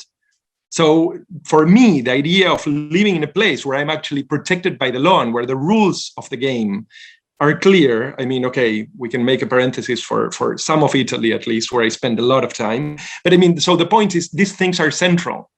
And I think that when we say that these things are central, if that's your position, then you have to admit that the replacement of things like economic transactions, data distribution, identity use, freedom of expression, so on and so forth, to a terms of service, that if you were to go against it in Ireland, they would tell you to go to California. The contract is something that is absolutely antithetical to that position. So it's not Leviathan or freedom of the market. It's basically rule of law and European law in a space that we're already inhabiting and where we're already having these intellectual, political, and commercial transactions, so on and so forth. I think that when this discussion becomes a discussion about participation, I completely lose interest. Because my problem is not what kind of policies we need. What we need are basically policies that clearly reflect European law. This is my point. Now, the second question, which is very similar to one that was made by Susanna a while ago, and I thought it is a great question, which is a question as to, okay, well, aren't we going to end up with a European internet? Is this not just China all over again? Well, it is not. And the reason why it is not, I think, and Photini is absolutely right, that the 25 cents that had been thrown into the internet had for a European future are bullshit, excuse my French. The fact is that if you have a really, really robust digital infrastructure in which the servers and the entire security system for the servers and the system of data control and database management is actually kept conscientious in Europe, then what you also have is a possibility of extending European digital citizenship, which I didn't mention it, but this is sort of my overarching interest, is to see European digital citizenship. Then you can extend the European digital citizenship to people everywhere else. What TikTok cannot do for the Chinese population, or what Google or Facebook will not do for the Chinese population, what Facebook has done to the Rohingya, well, you can actually, by way of your digital infrastructure, that includes protecting activists, protecting dissenting voices, so people would literally live in your public space, public sphere. Of course, you cannot guarantee their security in their homes. But what you certainly can do is anonymize their interactions, like protect their so on and so forth and so on and so forth. So I think that I just want to give you a very, very quick anecdote or a very quick data point, which to me is absolutely spectacular. There is a Twitter study on how Salvini managed to basically push himself into a Twitter superstar. And it was basically a system of retweetings, likes, and commentary. So the way that this was analyzed was essentially as a cloud cartography. You could see where were the clusters. The main cluster directly around Salvini was, of course, the Lega, the people of his own party. Do you know where was most of the push-up? I mean, just take a wild guess. Maybe you will say Russia. It actually came from people directly connected to the American NRA. So it took a while to figure out what the hell was going on. What was actually going on is that the NRA is directly connected to Berreta. Berreta is actually a Brescia company. That is actually Salvini territory. So where the hell are the European authorities while this thing is going on? I mean, this is literally campaign financing for a far-right operation that has a clear anti-Semitic often and clear Islamophobic and xenophobic message. There is no maybe more, no, that's what they actually did. So my point is, all fine, let's have let's have people playing Tetris on Facebook, no problem with that. But let's have European law. And let's not have European law just for when you go out to the street and you want to buy, a beer with the right concentration of alcohol. Let's have European law also when it counts. I think that this is my point. I'm not saying that it will be a one silver bullet, because there is no such thing. Democracy is dirty. It's complicated. It's a space of contention. It's a space of negotiation and contestation. But the rules of that contestation, the rule of that negotiation has to be one that is not simply imposed on us. I mean, among other things, because that is the meaning of democracy, right? We have to be able to govern ourselves. I have to be able to show the origin of the word by Couvert, even if some American Puritanist finds it absolutely, or it offends the Chinese Communist Party. I mean, this was a question also by I can't remember now, but it was a very good question about by Laura about sort of the Chinese incidents. I mean, the problem is not America only. The problem is America, the problem is Russia, the problem is Bolsonaro, the problem is, Macedonians operating for the far right. The problem is the Chinese essentially operating through a variety of digital platforms. Huawei, absolutely, Huawei. So the point is this, and this is probably one of the most relevant policy points, which is we are in front of what would be considered in defense circles as a massive strategic vulnerability. And as Photini nicely put it, I mean, well, take a couple of bucks, go buy yourself something nice.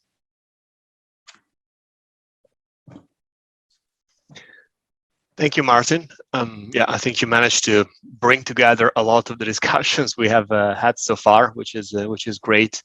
Also, you have answered both Laura and Susanna's last question, which is excellent. I would like to go back to Susanna, who had another couple of points about actually all the presentations today. So one question was about privacy, the lack of a robust data system, data processing system, and also about the third-party use of data, which is, of course, one of the possible weaknesses of data privacy management. And also a question about solidarity and the EU digitization. So I don't know if Susanna wants to jump in and expand a little bit on her own comments, maybe redirect them to the speakers. Thank you. Sure, thank you. Then because Tamar is gone, actually, maybe I just focus on the second question to Photini, because you talked about solidarity as kind of like the key or the main value to have in mind when creating policies for digital Europe. And I'm just thinking like it's a super beautiful motto, and everyone would like I guess everyone at least in the European circles, like when I've been around there, it is also in everyone's mouths. But how can we kind of flesh out this value into practical policies, or even just trade-offs of other values? So for example, okay, if we want like real solidarity between regions, between the West and the East, between the top and the bottom, so to say, of the economic hierarchies, like what other things do we have to give up in a way in order to make this possible? Thank you. Thank you, Susanna. Photini? Okay, so I think you're putting me on a hard position here, because I need to like choose what to give up. So I think I'm just going to avoid saying, I don't know what we should be giving up. I don't think we should give up on anything. But when I talk about solidarity, I think of how I see it. I mean, there are 1,000 definitions of solidarity, but when it comes to the European Union, for me, it's more to like care that each state member is developing on the same pace as another state member. So thinking, for example, how I'm not going to like name them, but maybe Germany and France are one of the highly digitalized state members. But thinking about other state members that are still struggling to do that, how can we create maybe laws or policies or infrastructures in their countries that can advance them a bit faster, as I said earlier, so they can catch up with the other countries when it comes to data infrastructures later on? Because as we move into this digital future, it's going to be tougher to hide these divides that exist between the union. And that can be digital divides, but also it also are divides when it comes to like social, cultural, and economic circumstances in some of the state members. And since we know that one of the big goals of the European Union right now is to create a more robust economy based on this data and based on these digital infrastructures, then we have to slightly or basically consider that we can't just advance this economy based on just a group of countries in the European Union, and just think about how can we bring the other countries that are less digitally advanced into the discussion. It doesn't have to be completely equal, but they should have a say in how the data of all citizens in the European Union will be managed, exchanged, how they will be, what kind of value each of the countries will gain out of these data exchanges. So I think it's a discussion of how can we create a narrative in which everyone will see that they will be benefiting from these infrastructures if they are considering that this is the goal of the digital future, that everyone will be benefiting from it. How can we create this? Yes. Can I point this out? I think that I would go even farther. I would say that one of the things that you would hear Sheryl Sandberg and what's his face, Google guy, okay, not Byrne, the older gentleman that is now trying to become European. He's trying to become a Cypriot. This is incredible. Okay, this Alzheimer's sitting in. They're talking constantly about infrastructural deployment. They want to connect everybody. So the point is, if the European Union is not there, if the European Union doesn't take care of wiring, if wiring Basilicata or wiring Granada, then it's really going to end up being Facebook wiring Granada, which incidentally they have done in Africa, right? And Google as well, right, Martin? Right. So the next thing you know, it's a matter of solidarity. I think it's true. It's a matter also of a sense of self-preservation and the kind of strategic vulnerabilities that not doing so would bring. And a matter of sovereignty as well, European sovereignty. Exactly. If this country, if these companies consider themselves as the safeguards or the gateholders of the internet, of the digital infrastructure and of the data infrastructure, then where does the EU sit? And I think Martin talked more about this earlier. So we need to figure out how the EU can disrupt the control that they have on our digital infrastructures and the data economy. I mean, I come from the perspective of solidarity. Martin comes from a different perspective, but I think our point is the same. I mean, I think we're more or less on the same page here. I mean, the two proposals that the white paper that we pushed around in Parliament and so on had were two things that, as far as I am concerned, at least, I mean, some of my co-authors or people in consultation were a bit more skeptical. But I think that the thing that you need is actually interoperability. Interoperability is the key here. So the point is, I assume that some of you must have tried at some point or other to leave Facebook. I certainly have. And I have failed systematically. I went to diaspora, and what I found in diaspora was myself in the diaspora.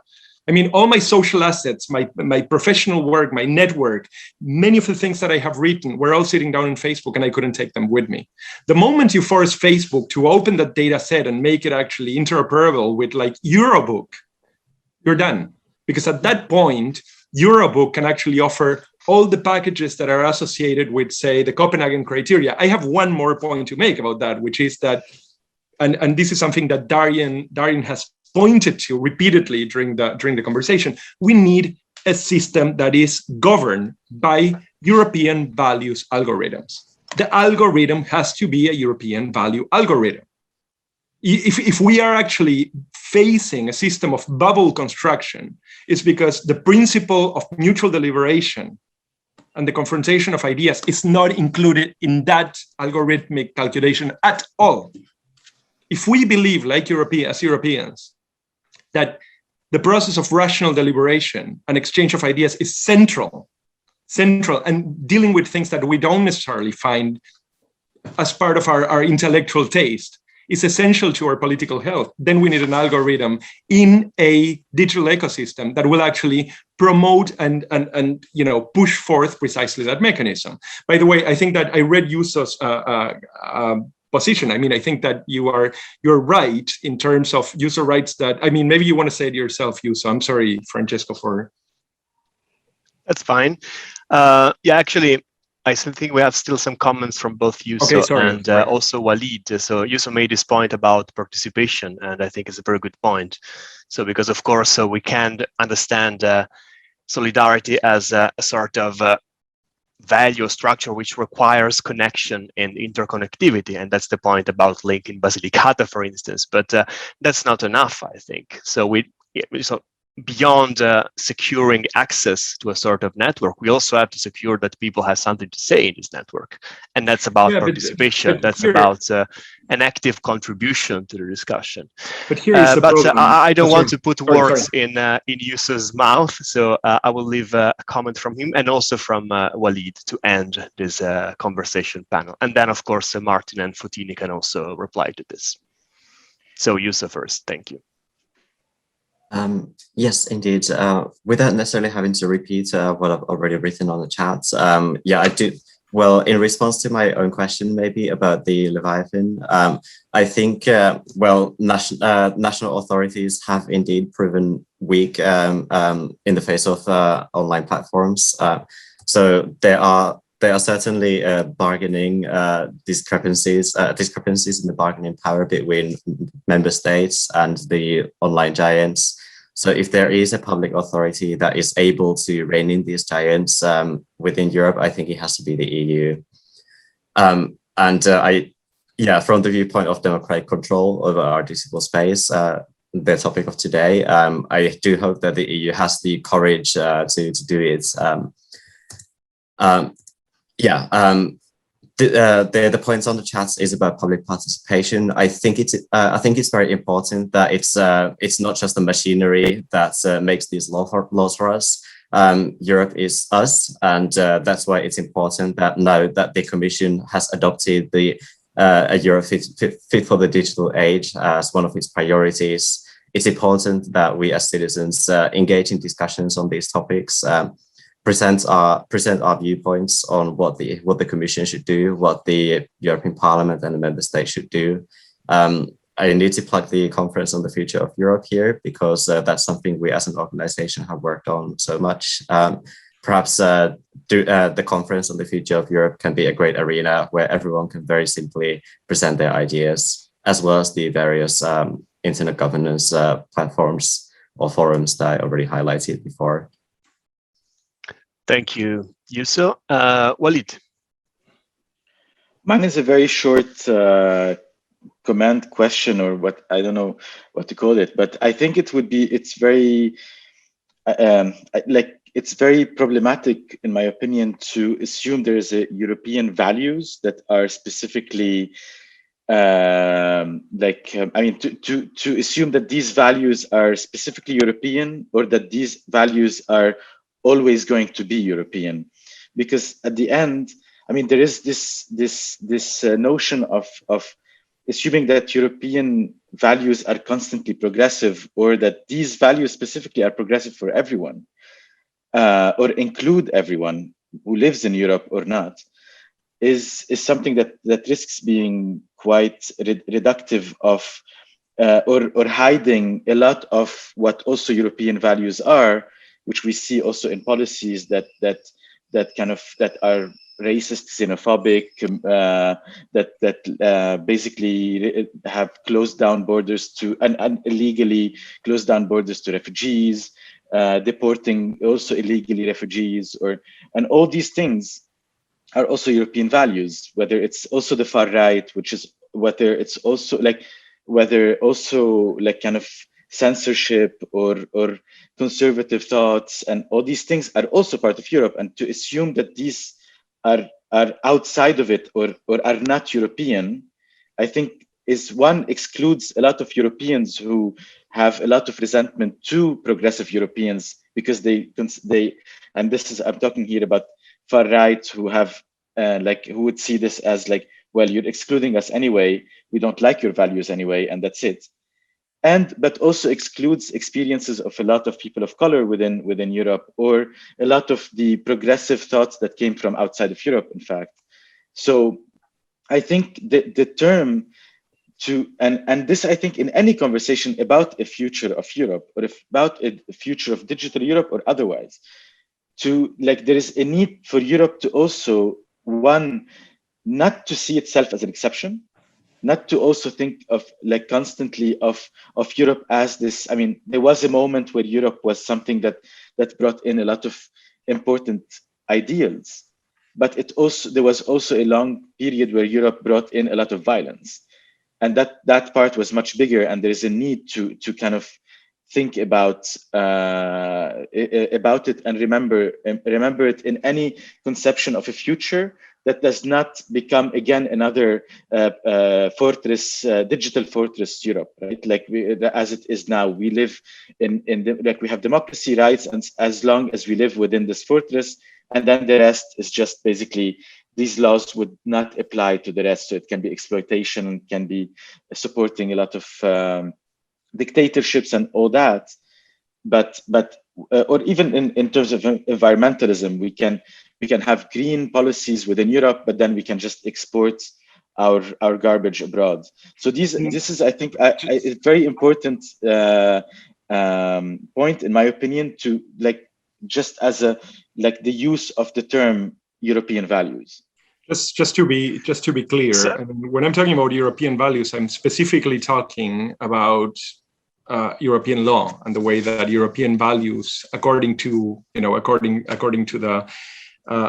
Compact of European Law, is actually enshrined in sort of native documents. So I'm not talking here about European values as a general abstract principle. That being said, I mean, I will disagree with you. I mean, I think that Europe is absolutely. That was a slip, but Europe is absolutely exceptional, and in an entire variety of ways. This doesn't mean that Europe is clean, but Europe is exceptional. I mean, and in that exception, what Europe permits in a way is for you and I to go out and contest precisely this kind of things, right? So we can actually go out and say, okay, well, we are throwing like radioactive trash in like the coast of Nigeria.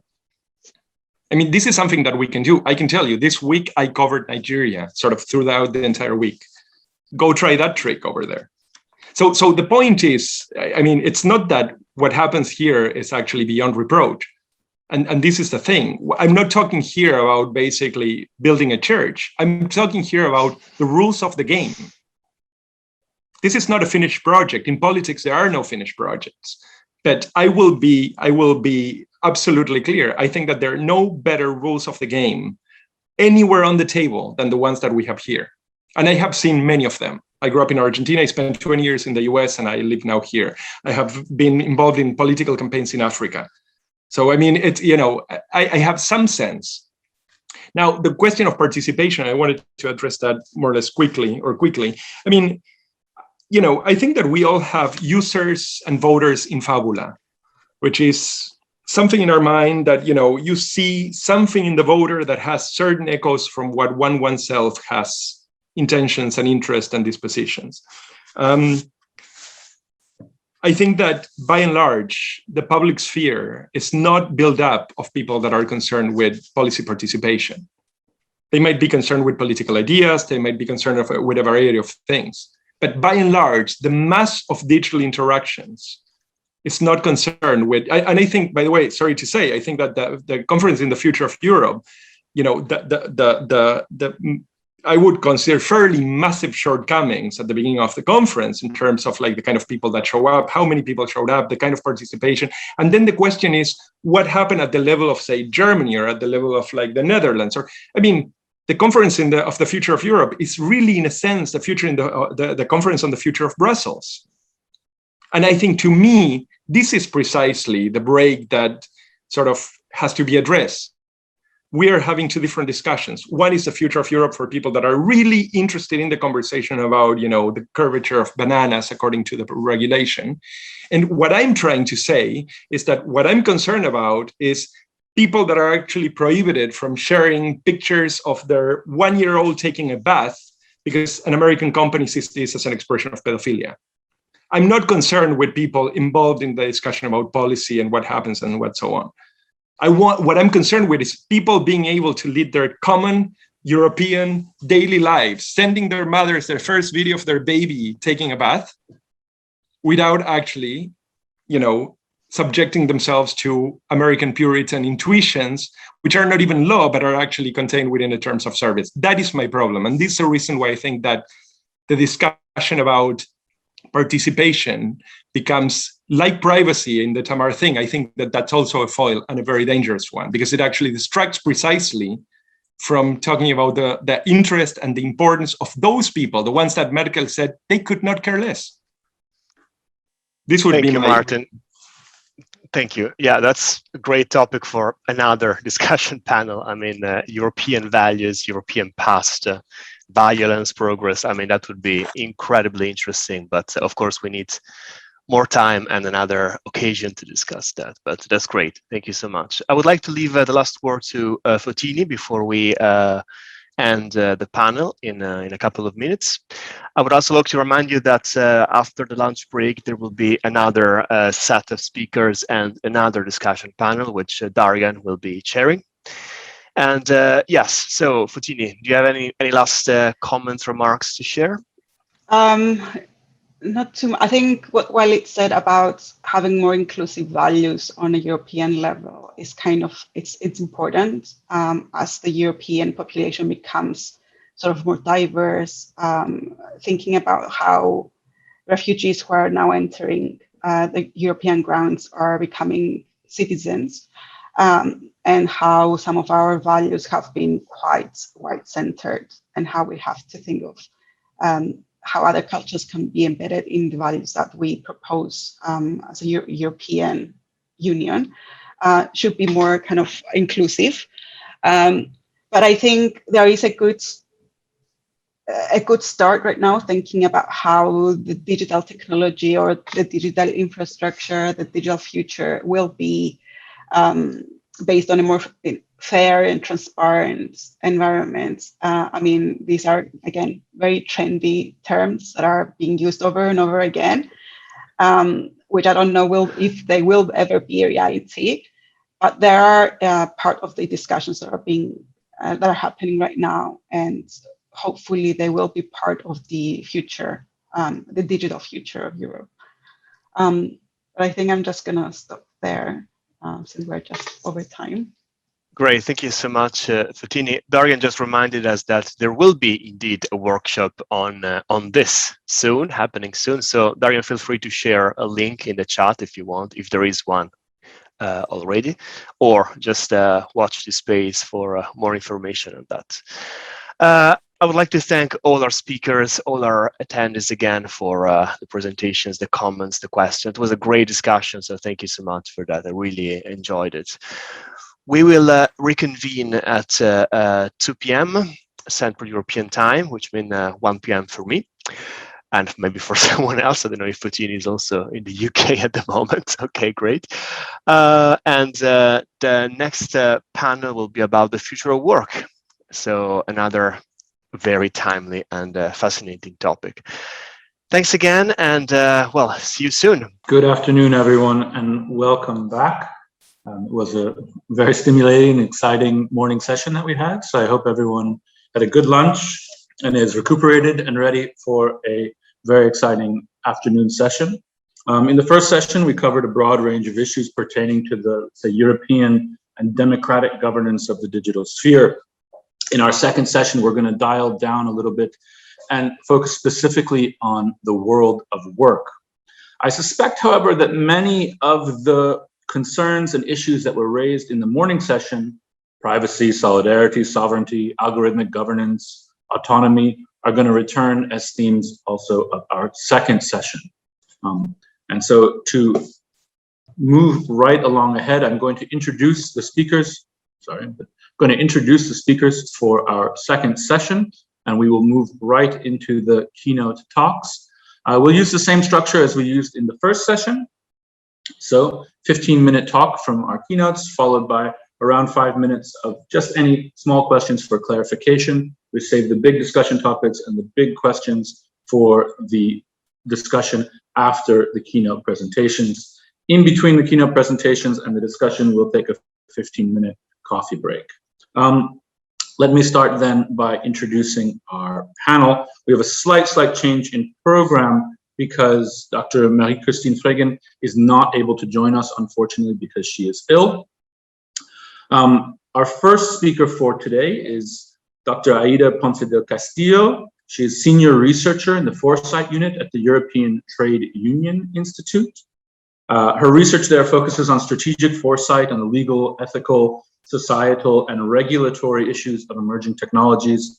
And I can say, at least personally, her policy briefings have become mandatory reading I think, for anyone that is interested in the impact of data-driven and AI technologies on the world of work.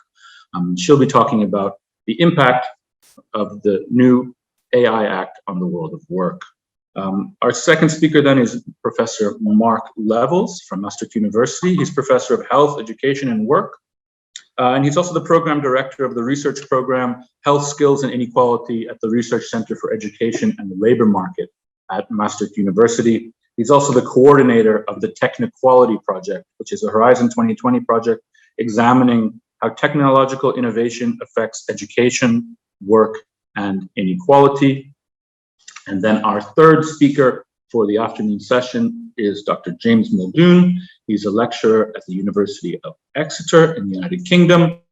His research is on technology and politics with a focus on digital cooperative or the digital cooperative economy and alternatives for-profit digital platforms. He's also the head of research at Autonomy Digital, which is a research center within a progressive UK think tank. And in this role, he produces analysis for policymakers on the digital economy and works directly with digital businesses transitioning to fair work practices. So we have a fantastic lineup. I think we're going to have some great talks and hopefully a great discussion afterwards. And with that, Aida, I will pass the mic, the screen, whatever we say these days, directly to you. Great, you're screen sharing already, fantastic. And I will mute myself. Thanks.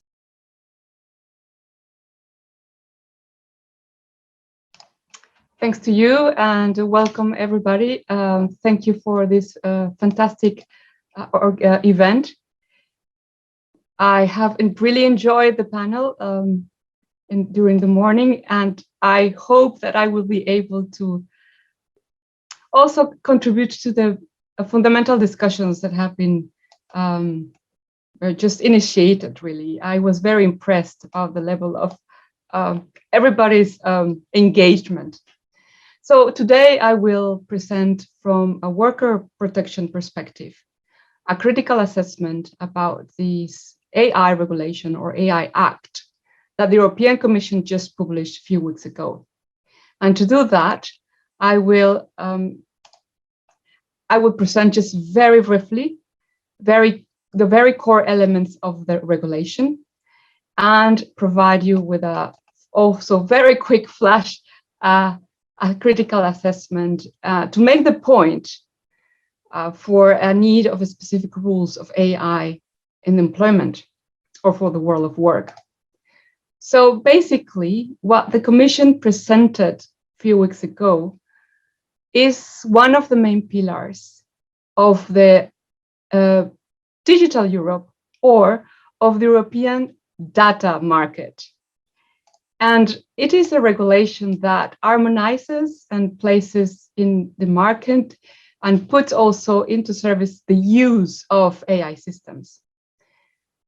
We were expecting all the stakeholders following these digital policies, we were expecting a very complex regulation around AI or around algorithms and machine learning as such. But it didn't happen.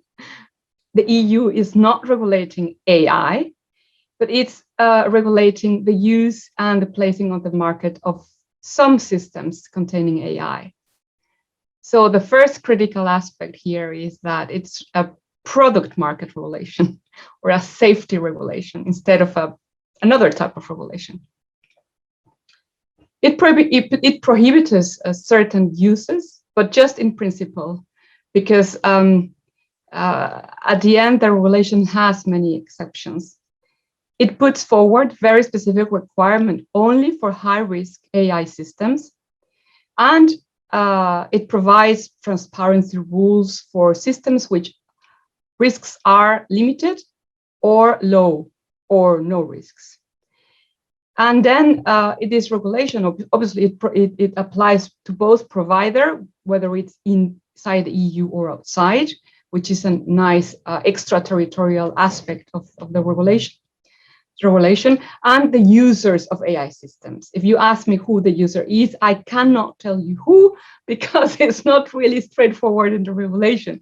I don't know whether the user is the employer or the worker, or the employer and the consumer. Well, we can perhaps bring the term of end user, and here we will find these very specific agents in the system.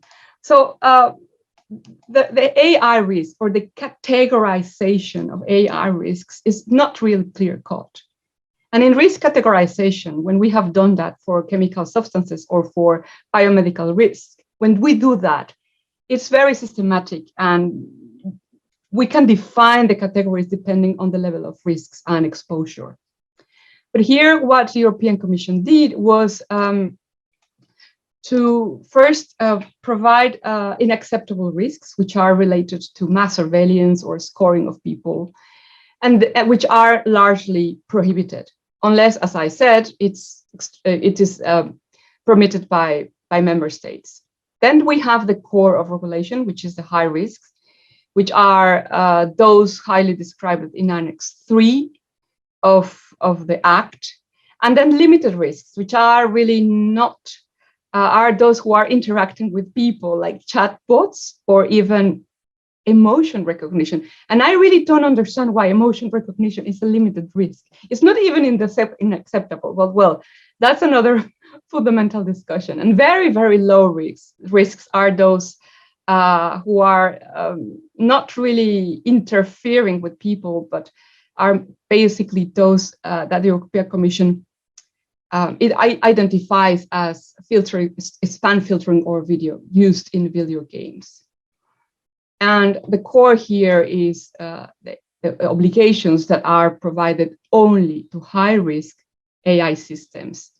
And the main aspect is the ad hoc risks, which are listed in the Article 6, but also in the Annex 3, in which employment, workers, management, access to self-employment are there.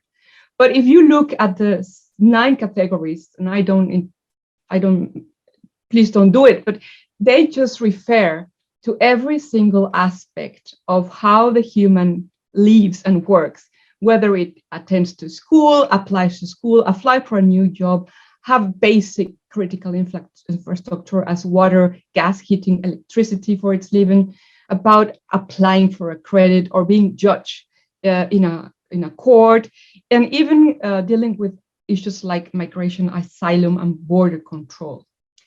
And when the Commission speaks about employment, workers, management, and access to self-employment, I think that the Commission means mainly those AI systems that deal with the many phases of algorithmic management, which are used in recruitment and selection, advertising, screening online and offline of CVs, evaluating candidates, but also workers, and even terminating contracts. It is of my view that the workplace and employment issues are not limited to these A and B paragraphs, which mainly summarize algorithmic management. Employment and work are much more larger than this. So, of course, there is all governance aspects of the regulation that I'm not to speak about that in terms because of the time. I better present a few points about a critical perspective of it. And the first one is the scope of a regulation. It does, as I said, it does not regulate AI as a technology, but it focuses on the systems being put on the market. It's a product market regulation. It is part of it is EU new safety framework in which the self-assessment has a very prominent role. When we put medical devices or chemicals into the market, first and foremost, the importer or provider needs to carry out very stringent tests and validate them upon a European agency, in this, for example, ECHA for the case of chemicals. Here is the other way around.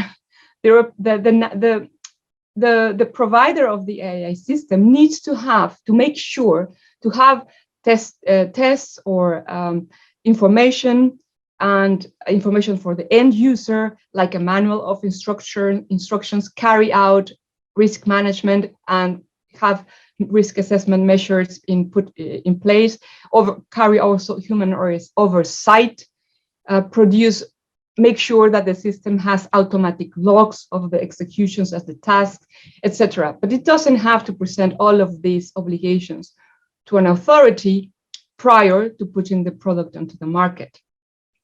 Why?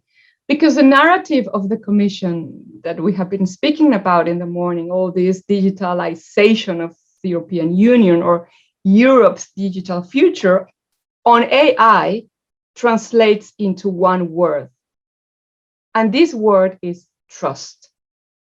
So in my interpretation, the Commission's narrative is addressing risks, create trust. Member states invest in AI and innovate. And in doing so, they create excellence.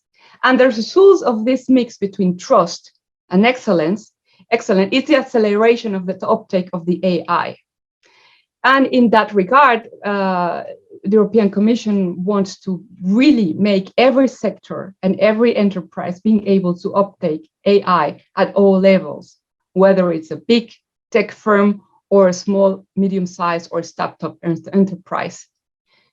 At the end, protecting fundamental rights, which should be the core objective, comes as a secondary one. And in my view, protecting workers' rights is absent altogether in this regulation. So there also, as a second critique, is a narrow approach, not only in terms of risk, but also in how the Commission just addresses AI as such. The European Commission has opted to use this risk-based approach, which is narrow because the categories are not clear-cut. There is no genuine distinction between low and minimal risk. And basically everything is allowed, by the exception of those three uses that are in principle prohibited, which relates to mass surveillance and the scoring of people. And the impacts on fundamental rights or workers' rights and even the environment are not even addressed, or the risk categorization doesn't even have a paragraph or a chapter to say, well, they have to also to be anticipated. All in all, high-risk uses are always allowed as long as the provider is doing self-assessment. And well, the principle of precaution or prevention, which are somehow in the core of the EU law, just to follow up on Mark's remarks that the rule of law is really what matters. Well, they are not really a part of the regulation, so that's a bit critical. The mandatory requirements are rather weak because, as I said before, it's based on self-assessment. Not even by, and there is not even a third-party conformity assessment. It's just being done in the realm of the environment of the provider, which gives and puts standardization into a very prominent place, because the Commission, as I talked to some officials during the negotiations, they said, we believe that standardization must play an important role on AI. And it must be industry-led, which raises two concerns. The standardization processes are only led by one party, very close to the providers, where the participation of societal stakeholders is not possible and not always guaranteed. Also, some standardization bodies are mainly based in the USA, like ISO or the IEEE. And one critique that we do on this is that standards at the minimum should be developed here in Europe with the so-called European values and European norms. So in the current equation, the end user, which I call citizen, worker, or consumer, is not really in the core of the regulation. Moreover, we were expecting also rules about who is responsible and accountable if something happens. Well, or as you may know, liability for AI systems will come later on the year. So that's not part of the AI Act. There is no redress mechanism for for citizens if something happens, or if they feel that they have been, their fundamental rights have been violated. Concretely, unemployment, and this is my message, finally.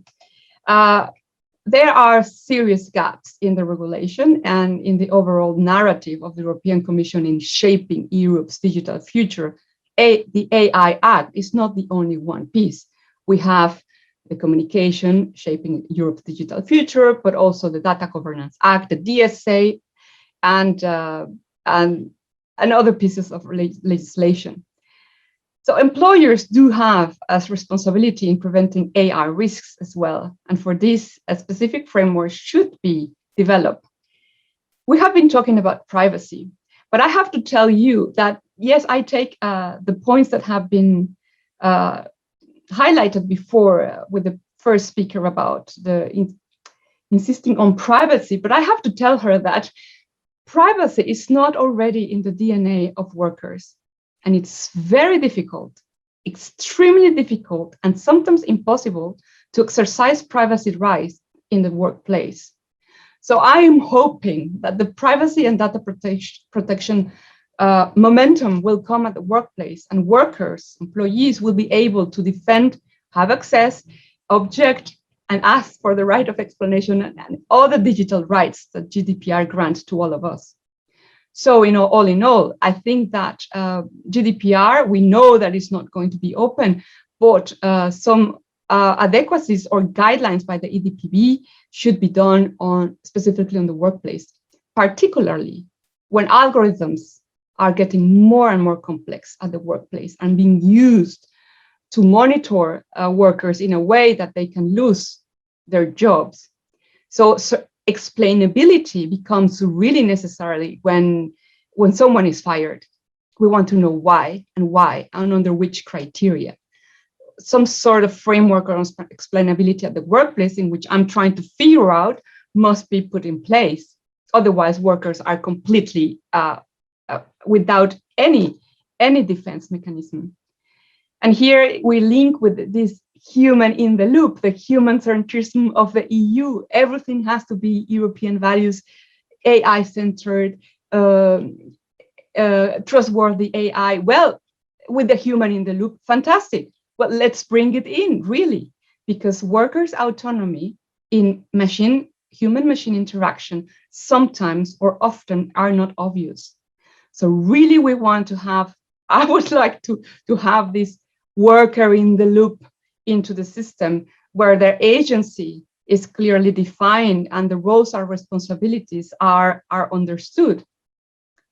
Human in command, which is another way of saying human in the loop, great, but the role of workers' representatives also have a space to be in this command. Who is in the command? Which human should be in command? The manager, the external consultant, the worker representative. These things, which sound very democratic in a way, really have to be able to be lived in a workplace environment, wherever it is. And at the end, I would really like to close with this algorithmic worker surveillance. We have a lot of software everywhere looking at us in ways that our most intimate blueprint as humans are being scraped. Not only privacy, personal data, biomedical data, health data, we have emotion recognition technologies, behavioral technologies, neurotechnologies, looking whether workers or drivers are being really attentive to the road and not having a crash, or making sure that their conversation with the client is polite and they don't become angry, and then a chatbot comes out of their display and says, hey, please, perhaps you should use another word. Well, these technologies should be banned, as well as mass surveillance in public spaces. And with that, I will really thank you for your attention.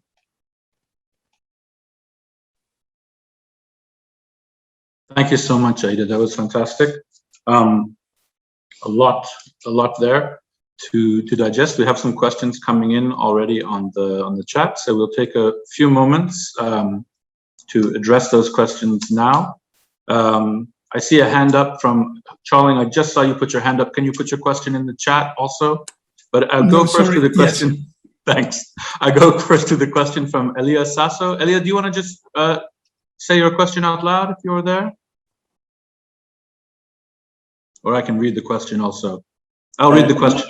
Sure, I can do it. Great. Hello, nice to meet you. Thank you for this very nice presentation. I was just wondering about the part on standardization that you said that are normally made by international organizations or maybe US. I just wonder if there is any involvement from the European standardization agency, the Sensenelec, this these two joint agencies, and if not, why? Yes, they are involved. Of course, they are involved. But what happens often is that Senelec mirrors what ISO committees are doing. So the core of the work is being crafted and drafted in an international/US environment and then imported to the EU. And this is something that is really in detrimental of the EU standardization bodies. So yes, they are involved often, perhaps in some technical standards, very much passively.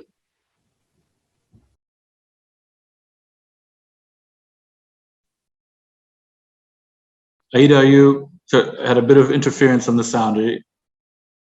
Had you finished your answer there? Yes, I did. Okay, great, thank you. Charling Stierster, you had your hand up. I don't know if you can go ahead and I don't see a question in the chat. No, thank you. That was a mistake. Okay, all right. I mean, I had one brief question then, well, no, I had one huge question maybe for you, Aida. I mean, which has to do with, if you could say something a little bit more about let's say the ways in which AI systems or algorithmic decision-making, the decision support systems are actually at use or in use in the workplace. Because I think, I mean, we have some idea, and you mentioned a few things sort of in your talk having to do with evaluation or perhaps hiring as well. But I mean, maybe if you could give us some small indication of the ways, in multitude of ways, or the few ways, however it is, that these systems are at work in the workplace. Sure, I'll give you a case, which is a very traditional sector, the railway sector. And I'm following the case of a national company here in Belgium who they are trying to automatize the railway work everywhere in Belgium. The railway sector is a transport sector, of course, where automation of vehicles is top. It's not only about automating trains and displacing train drivers, but also about giving truck workers, side truck workers, the skills to go and use artificial intelligence. And concretely, now it's possible to do predictive maintenance, which is about not the working, trying to see in which village there is a problem with the truck or with the environment, trees fall, and or with the trains in small villages because the trucks are very old. Now what is happening is that the predictive maintenance software algorithm scans the network of the rails and then sends a warning to the central office to say there is a problem there, you might go and act, which is great because then you prevent accidents, you might say, right? So a train accident is a little bit costly in terms of human lives. So it's great. There is a preventive pop-up. The technical workers go to the track and they inspect. And they do this with a tablet where they can see the prediction of the algorithm, but also with a drone. So they have to manage a drone, know how to position it and observe it from the distance. You will say, yes, well, first of all, workers need to have the technical ability to understand how to read the prediction or whatever data is displayed in the tablet. And they might need some skills in order to navigate a drone in the space. This is great. The great but, and of course, it gives some technical digital skills to some people who normally are used to work behind computers. What is the big but? The big but is that it might not be feasible to train every single worker on this predictive maintenance. And secondly, if we break the tacit knowledge chain of the workers, when they really know that in that small village, the railways are very old because are made of wood, and they know that always there is a train congestion there, or that the material weathers and expands with the heat or not with the winter, or whether in another village, the material in which the railway is constructed has been very cheap, and they know that there is a mistake there. The tacit knowledge of the worker then is now displaced by predictive recommendations from an algorithm, which then puts that knowledge in a second level of consideration, because what is the reaction of the person who receives a recommendation from an algorithm? Do you follow the recommendation or not? This is the two ways. And just to link into that, another very specific case, call centers of emergency services. In here, France, Denmark, we have algorithms already detecting emergency cases and putting into the list of the worker who has to answer to the call and send the firemen. When the algorithm predicts that this has a priority and it goes into the list of the worker, do you think that the worker is able or is theirs to say, no, I don't send the fireman or the ambulance? No, they don't. They just have to believe, quotation marks, or follow the prediction of the algorithm. Of course, this is understandable because it's too risky to make a mistake when lives are in critical danger. So in emergency services, often workers just follow. They become tickers behind the prediction.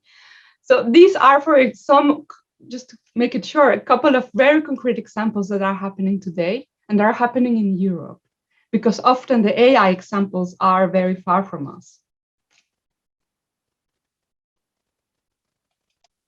That was really helpful. I mean, so one thing that I thought was really great about the example you just gave was that it was especially in the case of the railroad maintenance automation, it has to do with soft impact.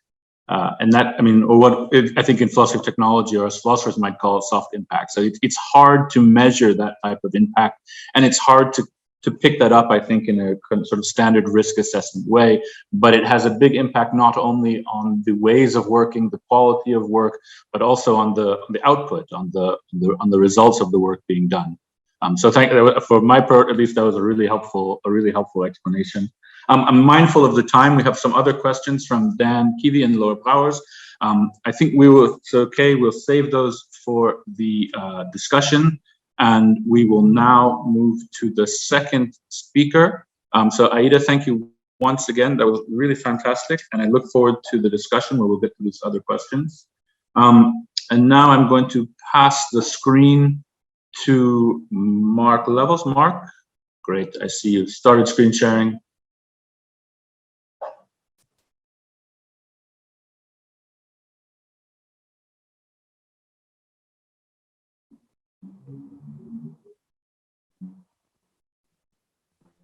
You're muted, Mark. Can you hear me now? Yeah. I was actually asking if you could hear me. Generally not a good idea to do that while muted. Good afternoon, everyone, and thank you for inviting me to this talk. What I want to discuss with you today is some of the research that we're doing now on the actual impact of AI on work and on workers. And I have to apologize that you have to look at me and not at my colleague Marie-Christine.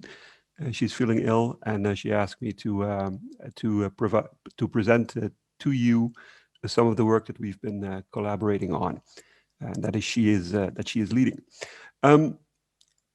Yes. So one of the issues that we face while doing research on the impact of AI is that sometimes you have to convince people that it's worth investigating this. And these types of figures that I'm showing here generally help. So this is the well-known graph from one of the Mercer studies, I think from 2019, that showed that about 99% of all companies are now actually trying to implement some form of automation into their value chains and change human resources practices based on that. Now, when looking at graphs like this, you might wonder what will then the impact be of this new technology on work. And there's generally, I think, two sides to this argument. Some people who think that this impact will be huge, and other people who think that if you think that the impact will be huge, will brandish you a Luddite and dismiss you. And these types of texts here certainly assume that. And I showed this to colleagues also to make them understand that AI will probably impact work, because this text is fully written by a AI. So this is GTP3 for the first time writing an article for a newspaper that was actually published. And if you look at the way that AI is already transforming the business that we're in, science, you can see that AI can help you to write scientific papers. There is AI that can help you conduct systematic reviews. Analytical possibilities are also expanded widely. So it's already also changing our work. So the question is no longer, I would argue, and this is going on in almost all sectors, as you're probably well aware. So the question is not, will AI change the nature of work? I think we can safely establish that it will. And that the problem is that we're not necessarily sure how. And that's not because of a lack of scientific attention. There's been numerous papers written about this. This probably the most famous one, the Frey and Osborne paper that predicted that about 47% of all jobs would be automatable, which then meant in the newspapers that these jobs would be destroyed, which is not what they're saying, but hang on for that one. And a number of books that kind of shaped the debate about this. And what you get from this is the idea that something is happening, and that automation and AI in combination with robots will have a huge impact across the labor market. We're also been trying to figure out what the impact then will be. Darian also already mentioned, I'm leading this techniquality program where we try to answer the big questions. What is the impact on the labor market? What would the consequences be for education systems, for social welfare, for public finances, and so forth?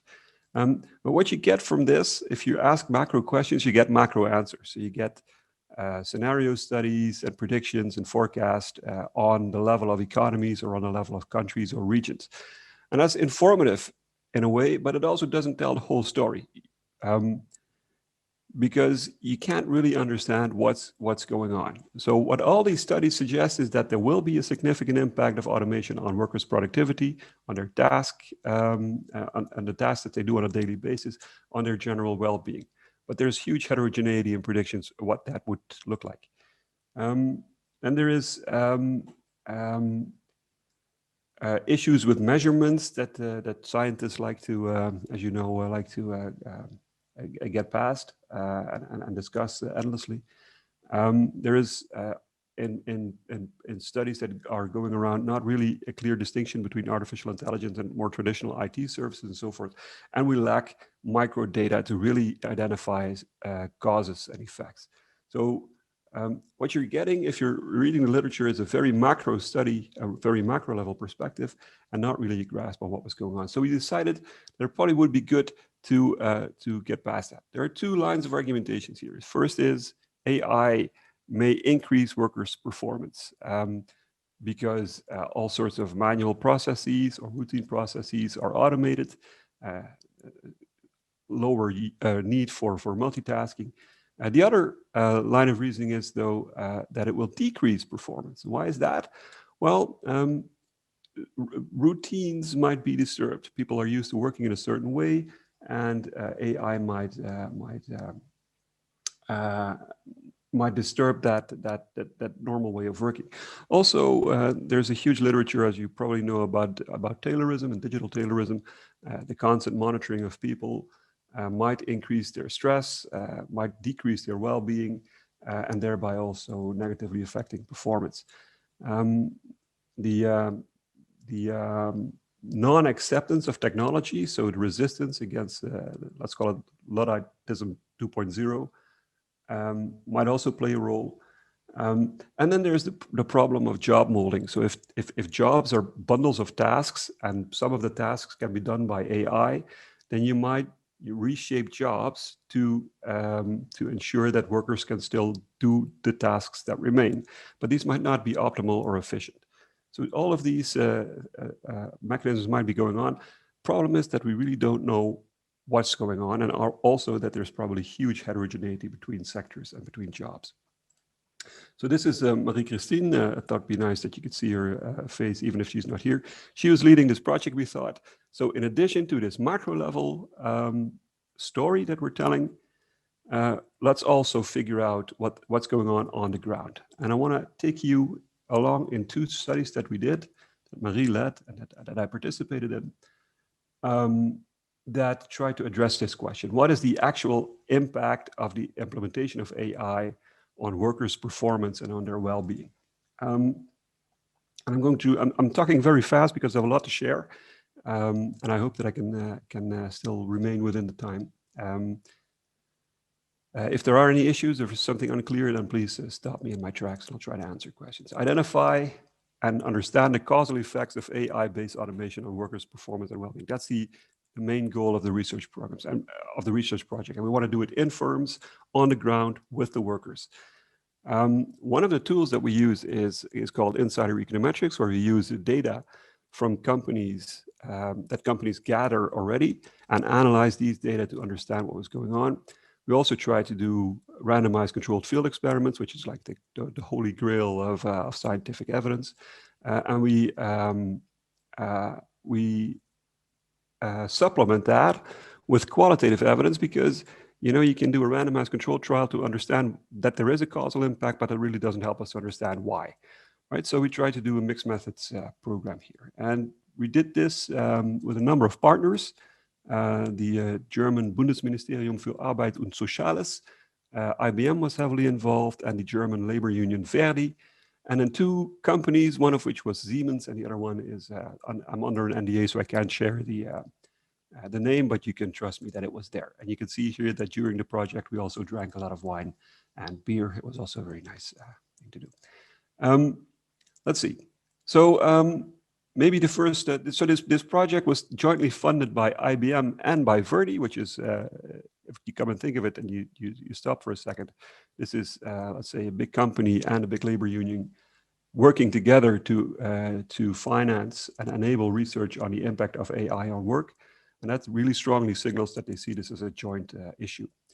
And then once we set this up, the German Federal Ministry tagged along and really helped to shape this program.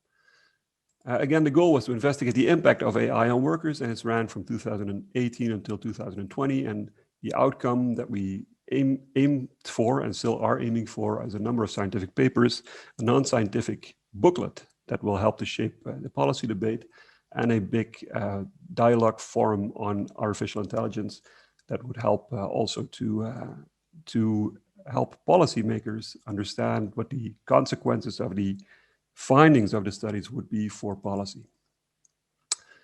Concrete research questions here. How does the implementation of AI actually change tasks done by workers? Key question. To what extent does it affect performance and productivity, the quality of working life and job satisfactions? And also, does it change really skill demands? As one of the big issues is that we expect that AI will change dramatically almost all jobs that require over 2 minutes of thinking time. And we assume that the skills requirements for these jobs will change, but we just don't really know. So we thought it'd be good to figure that out. And then we try to reason from our findings to what that would mean for workers, but also for industrial relations between employers and employees, and for policy. 2 case studies. One is the implementation of a chatbot at Siemens, and the other is the implementation of a robotic desktop application at the company I cannot name. And in the first study, we're using a mixed methods approach. So we use the insider econometrics to understand how the implementation of this AI affected the performance of the workers. And we did a survey, and we also did some qualitative, we did a lot of qualitative work to understand what workers are experiencing. So maybe briefly, this chatbot that was based on IBM Watson, maybe you know it, maybe you don't, but this was the weak AI that won the game show Jeopardy a couple of years ago. What it is it's a question answering computer system. It can understand and process natural language. So it can understand if you ask it a question, and then it can return the answer also in natural language, which is very helpful for winning Jeopardy, but it's also very helpful, as you can imagine, in all sorts of chatbot applications, for example, at an HR department. It's generally considered a weak AI, so it's not, there is no artificial general intelligence yet, if there ever will be. So you have to consider this as a weak version of an AI that is very good at one thing, pattern recognition in language, and then also understand the question and predict what the good answer will be. This is what it looks like on screen. I'm sorry, this is a very micro story that I'm telling you here. If you would be a employee at Siemens, and you would have a question about HR-related issues, how many vacation days do I still have left? I've been invited for a job interview, can I take a day off? And so forth. You could go to your HR advisor, but you could also, go to your phone and ask the question to the chatbot, and you'd also get an answer. That would probably increasingly be the right answer. So what is it then? This is a personal assistance system, and that's used by over 300K employees all over the world. It's been in use since October 2017. It is a chatbot. I'm sure you've all interacted with one or multiple at some point. And this is a specific chatbot that was trained for over 400 human resources topics in 5 languages as per 2020, and it had about 1 million unique visitors each month. So it's a widely used thing. What made this nice to study, though, is that this was the first HR chatbot of this size that was implemented in an industrial company. So this is really a pioneering project for them, and it was very nice for us to be able to look along. So what we try to do is we try to infiltrate, so to speak, in the organization and then set up a randomized control trials. In this case, that didn't really work out. So we use other methods to figure out the answers to these questions. How does it affect tasks and skills requirements, and how do they experience the implementation? And, we feel that the study in 2019, a qualitative and a quantitative study. So maybe first focus on the quant study. We analyzed KPIs, key performance indicators in registers that they used. For example, the number of calls that were answered or the number of correct questions. And here you can see a typical pattern of data that we could observe on all these different types of KPIs. Of course, the lines vary a little bit, but the conclusion is more or less the same. So what you see here, this orange line, is the number of chats with this AI, with Carl. And here you can see the number of tickets where people would get information from the intranet. There are a number of order tickets. These are tickets that would be written out when people would actually talk to somebody on the phone. What you can see here is that there is, after a very slow start, at some point there was a huge spike in questions asked to Carl. But what you can also see here is that really didn't lead to a significantly lower number of, it seems to be slightly lower, but not to a really lower number of questions through other channels. And what we took from that is the very careful and cautious conclusion that there seems to be, not at this moment, substitution effects going on here. Not that they would not be there in the future, but specifically in the start, you can't see it. And we saw this in a number of KPIs and in a number of different parts of the register. So how then did employees see this? How did they understand the implementation of this AI in their working life? For that, we did two things. We had a field survey on technology acceptance, and we had lengthy interviews with employees. Maybe to go to the results directly here, what you can see here is that here on the top, that employees do not think that their productivity was dramatically enhanced by the implementation of Carl. They thought it was a very useful tool. They used it themselves a lot. You can also see that they were not very afraid of it. And that they actually had fun with it. And that makes sense because it's also programmed like that. It's programmed like Siri on your iPhone is. If you ask Siri to perform a rap, it will tell you a rap. And if you ask it to tell a joke, it will tell you a joke. And this thing does the same thing. So workers told us that they actually thought this was a nice colleague. I'll show you some quotes in a second. So what do we conclude from this? That we could not observe any substitution effects that we would expect. Yet, and also that workers see this AI as a colleague, and that they see this implementation as very useful and very positive. That they're not so much afraid as well as they are actually joyful that they have a colleague that they can, and this is a quote, trust. We could also see some tasks change, but we could see that the new tasks were perceived as more interesting because, quote, again, the AI takes care of the more knucklehead stuff, and the more interesting stuff remains. And there are also some critical voices still. What also struck me was that there's hardly any concern about the future among most of the workers, and I'll get back to that on the next slide. Maybe first some quotes. So my German pronunciation is not what it was, but Karl kann sowas wie ein Kollege werden, da man viel mit ihm arbeitet, man braucht ihn mittlerweile. So we can see that Karl can be a colleague. And it actually can be a kumpel, it can be a comrade that tells you everything. Well, not everything, but almost everything. And it gives me a lot of security and it makes my work much easier. So they use it like a Google to let's say to Google for good answers. Even if there's a phone call that comes through, they still use Carl to get to the right answer. So they see it as a nice addition that will help them to be more effective at their jobs. What also struck us was that these were already pretty well trained AI. They could answer about 80% of all HR related questions. Trying to think about that. But also that people in different roles had very different experiences, and they also see it differently because they have different goals. So if you talk to people on the ground, you get the story that you just heard. If you talk to people in managerial roles, they talk about formation and how much will this save me in labor costs and so forth. All right, so in a managerial roles, the people were talking about replacing people, and the people who will be replaced had no idea about that. They also felt, this is something that we did not expect, to be part of something bigger, to be part of this big experiment that will help them make the job better. We got these typical quotes from a number of people. My heart beats faster when I can help shape things, when I can participate in research and turn that into processes.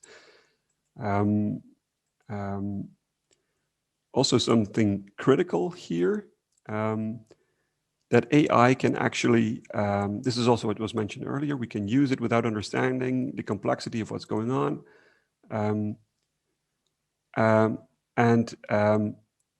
There is a change in the knowledge needed to do the job, not necessarily for the better. And you can see here one typical quote, it's much easier to understand how to make a phone call than to have actual HR expertise. So some contradictory findings here, but still very informative.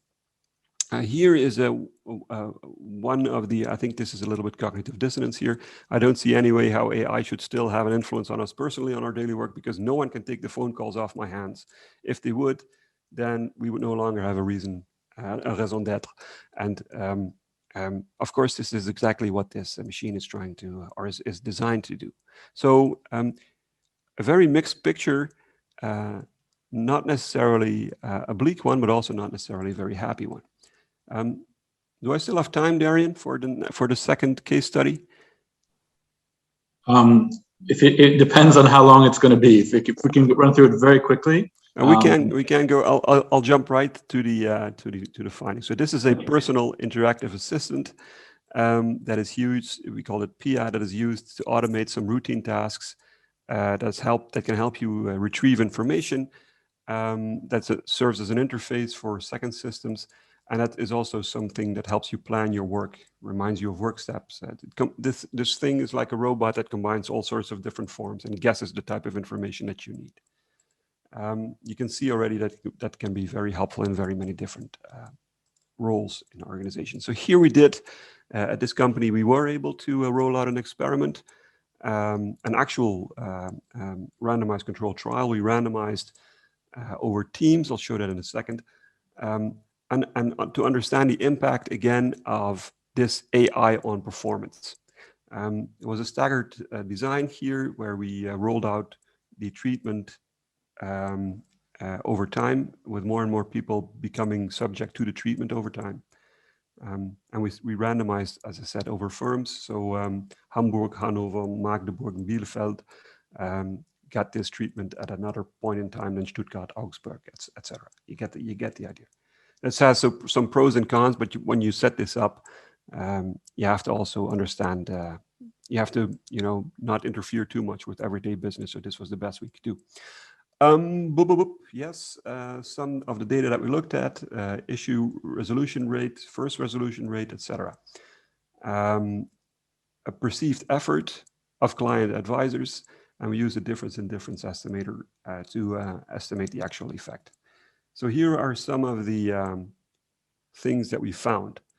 The long and the short of it is we found either no effect or a negative effect on performance after a couple of weeks, which kind of surprised us.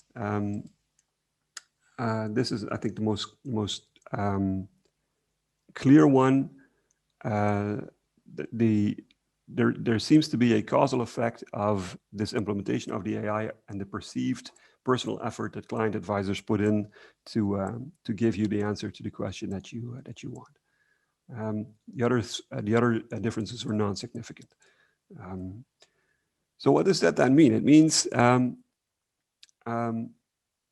maybe it means that this thing does not make workers more productive, but maybe it also means that it takes some time to adjust to the new way of working. It takes some time to get used to new technology, and this is also something that you might expect to see.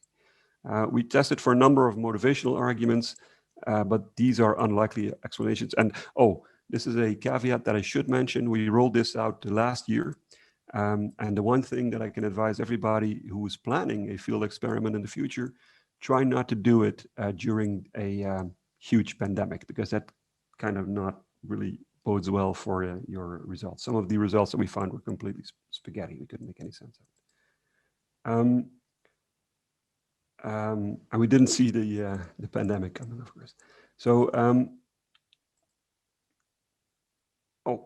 this is something that I do want to share here before I stop my talk and open the floor for questions. Is we use these findings as preliminary findings to start the debate in Germany, or to guide the debate in Germany about the future of work and artificial intelligence. And we were in a discussion, and we kind of guided a discussion between policymakers from the Ministry of Social Affairs, representatives of employers, and representatives of employee organizations and labor unions, to figure out what the meaning of AI would be for work, and also how that would best be managed. And I thought it was a huge honor to be part of that discussion, also very nice to do. And what it taught me more than anything else is that it's very important for all social partners to try and figure out what the world looks like from the perspective of the others. So you really had employers trying to understand what the implications for employees were, and also understand that this was something that they should do something with, and the other way around as well. So I thought it was a very constructive dialogue. We're still part of it, and we are sure to continue that. And the follow-up program is also now in the field. We call it AI economics, where we do this in several companies. The idea is, you can see, of course, this is a very micro story. So there's different, you expect to find different things at different companies. And the researcher then tries to, as best as possible, do as much research as you can to produce as much evidence and see what we can learn from that. Okay, I think I'll stop here. If you have questions about this, you can reach out to me, but also to Marie-Christine, who coordinates all of this, and she will answer the question.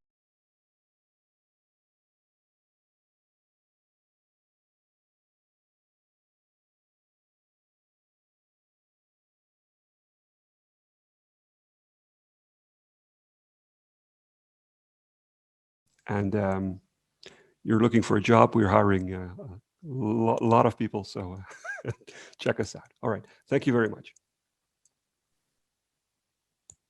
Mark, thanks very much. That was really fascinating, and I thought it was very cool. I'm already your colleague, so I guess won't be applying for a job. But you said you needed to pop out at 3 and come back a little bit afterwards. It's 3 o'clock now. Do you still need to pop out? If so, we can go straight to James's talk, take a quick coffee break, and then come back and deal with the questions. That's probably a good idea, because I'm okay right now. All right. I'll be back. All right. Thank you. All right. We'll see you soon, Mark, for the discussion. And James, yep, James, you're already there. Fantastic.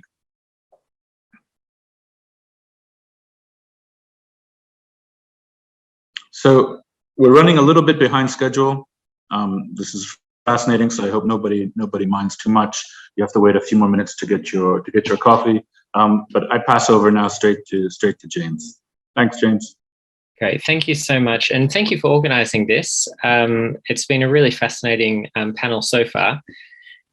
So my presentation is a quick change of pace, where really what the projects that I've been working on with the University of Exeter and a think tank called Autonomy is about the changing world of work for workers in the digital economy, but in particular for those working in workers' cooperatives. And so we've been doing a bit of field work with particular groups of people working in what we could call platform cooperatives. And the industry, or the sector that we're focusing on, are those in the online food delivery space. So think of like Deliveroo and Uber Eats and these kinds of companies. What kind of cooperative alternatives exist for these people? So very quickly, just one sec. So very quickly, do check out the other work that Autonomy is doing. It's a UK-based think tank focused on the future of work, and there's lots of really interesting studies there. So in this particular set of projects that I'll be talking about, we worked with a number of different partners. Some of the most important were Co-op Cycle, which is a European federation of workers' cooperatives with 16 different groups all over Europe. This is a kind of federation that started in France, perhaps has most members in France, Spain, and Italy, I think. But now there's a couple in the UK as well. And we also did this with the peak body of cooperatives in the UK, Cooperatives UK, who produce a number of studies about the cooperative economy, and one of the kind of lead organisations trying to change regulations and make the UK economy more compatible with cooperative alternatives.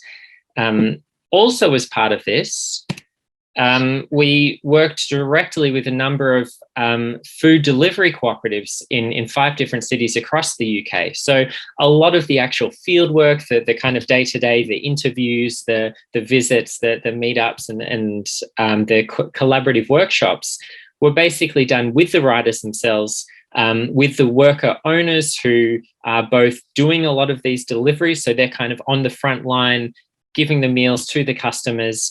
They're also taking part in a lot of the management and kind of like direction that the cooperative is going kind of decisions. So they're doing a lot of different tasks, and they're really involved in this kind of self-governance of the cooperatives. We really found that there was so many different experiences and so many different ways in which these cooperatives actually worked, and how they kind of considered their role as part of this kind of cooperative economy. You had some that basically just wanted to be like an ethical alternative to Deliveroo. People who kind of saw themselves doing the hot food, on-demand market, that they were going out, taking from the same restaurants as the big commercial players, kind of competing in the same marketplace. You had others who, on the other hand, saw themselves as kind of, eking out more of a niche market for themselves, that they didn't want to enter the kind of hot food on-demand space, that they wanted to basically partner with kind of what customers might see as like small ethical groceries, places that are doing like veggie box delivery, these kinds of smaller scale alternatives. So there's kind of a wide variety of different ways in which they considered what their company was doing, and how they were going to intervene in this space. But these were some of our partners for this series of projects. And our work led to quite a few publications of really different nature, right? So one of them was our partners essentially wanted more people to know about cooperatives and what kind of option people had, because I think one of the main complaints about anyone in a cooperative, particularly in the UK, because the UK is not as hospitable to cooperatives, I think, both in terms of the regulatory framework and kind of the UK culture. So people just wanted more people to know about it. So we worked alongside our partners and we produced a how-to guide, basically for new people starting out, all the things they would need to do to get going. And then we also looked and kind of consulted with them and consulted with other policy experts and people who had worked in the industry, looking at what kinds of policies both local and national government would need to adopt in terms of creating a better environment for cooperatives. So we wanted to look at some of the barriers to growth that they faced, some of the obstacles that they were kind of confronting in their everyday work, and look at how to overcome these challenges. So you can find those on the Autonomy website as well. So the food delivery economy has really skyrocketed, particularly during COVID, and we've seen data from all over the world that so much happened in 2020 that it's a really growing industry. It's experiencing double-digit growth, and that this way that really people's practices of cooking and eating and how they share meals and what's kind of considered normal for mealtime is changing rapidly. And so what a lot of the cooperatives involved in the UK industry realized that it was also an industry in which it was quite easy to enter because of the low capital costs, but quite difficult to compete because of economies of scale. So there have been progressive groups that have attempted to create alternatives to Uber and in the ride-hail space. Now, there are some that still do exist. I think probably the most notable historical example was in Austin, Texas, where when in, I think it was 2017 or perhaps before, Uber basically spat the dummy and kind of pulled out of the city because of issues over regulations, and a bunch of alternatives kind of sprung up in their place. It is very hard to do, though, because it's such a capital intensive kind of thing to do, both the software and it depends what kind of relationship you're going to have with the drivers. But in the food delivery space, there's a much lower entry barrier. So you see people popping up all the time. You can start with 6 or a dozen of your friends, and you can get going. So there are a lot of problems in this sector, though. This is kind of like Uber and Uber Eats are kind of seen as like the bête noire of the gig economy, that they're the ones that are kind of have gotten rid of the minimum wage. They're employing people as independent contractors. We've heard so much about this, the lack of employment protections, the gamified conditions, these kind of new systems of dynamic pricing that the companies are employing to ensure that although they don't have individual control over a specific worker as to when they log on and off, that they can exercise aggregate control over a flexible and mobile workforce through offering little incentives and bonuses guaranteeing them a minimum wage, perhaps, or these kinds of offers. And we can talk about in the sociological literature of new techniques of algorithmic management, and how the negative psychological effect that this has on workers, and how this changes the world of work for them. So there is a problem in the gig economy, in particular in these sectors. They're seen as some of the most exploitative and putting workers most at risk. So the kind of USP, or the pitch of platform cooperatives, is that they offer a potential alternative to this. And it takes part in a long-standing debate within cooperative studies about the possibility of workers' cooperatives as alternatives to for-profit companies. In the place of platform cooperatives, it's a movement that really took off kind of 2015, 2016, around a guy called Trevor Schultz in New York at the New School. And he's kind of, got a grant to start up this international network. And so you can go to the platform cooperatives kind of network website there, and you can see there's, over 400 different groups all over the world, and they have these annual conferences.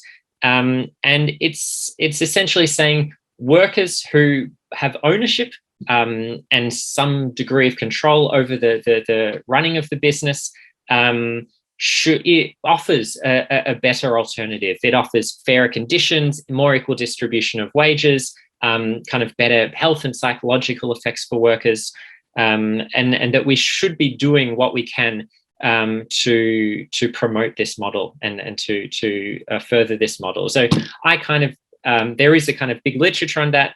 For the purposes of this talk, I kind of take that for granted that it's worthwhile exploring this alternative.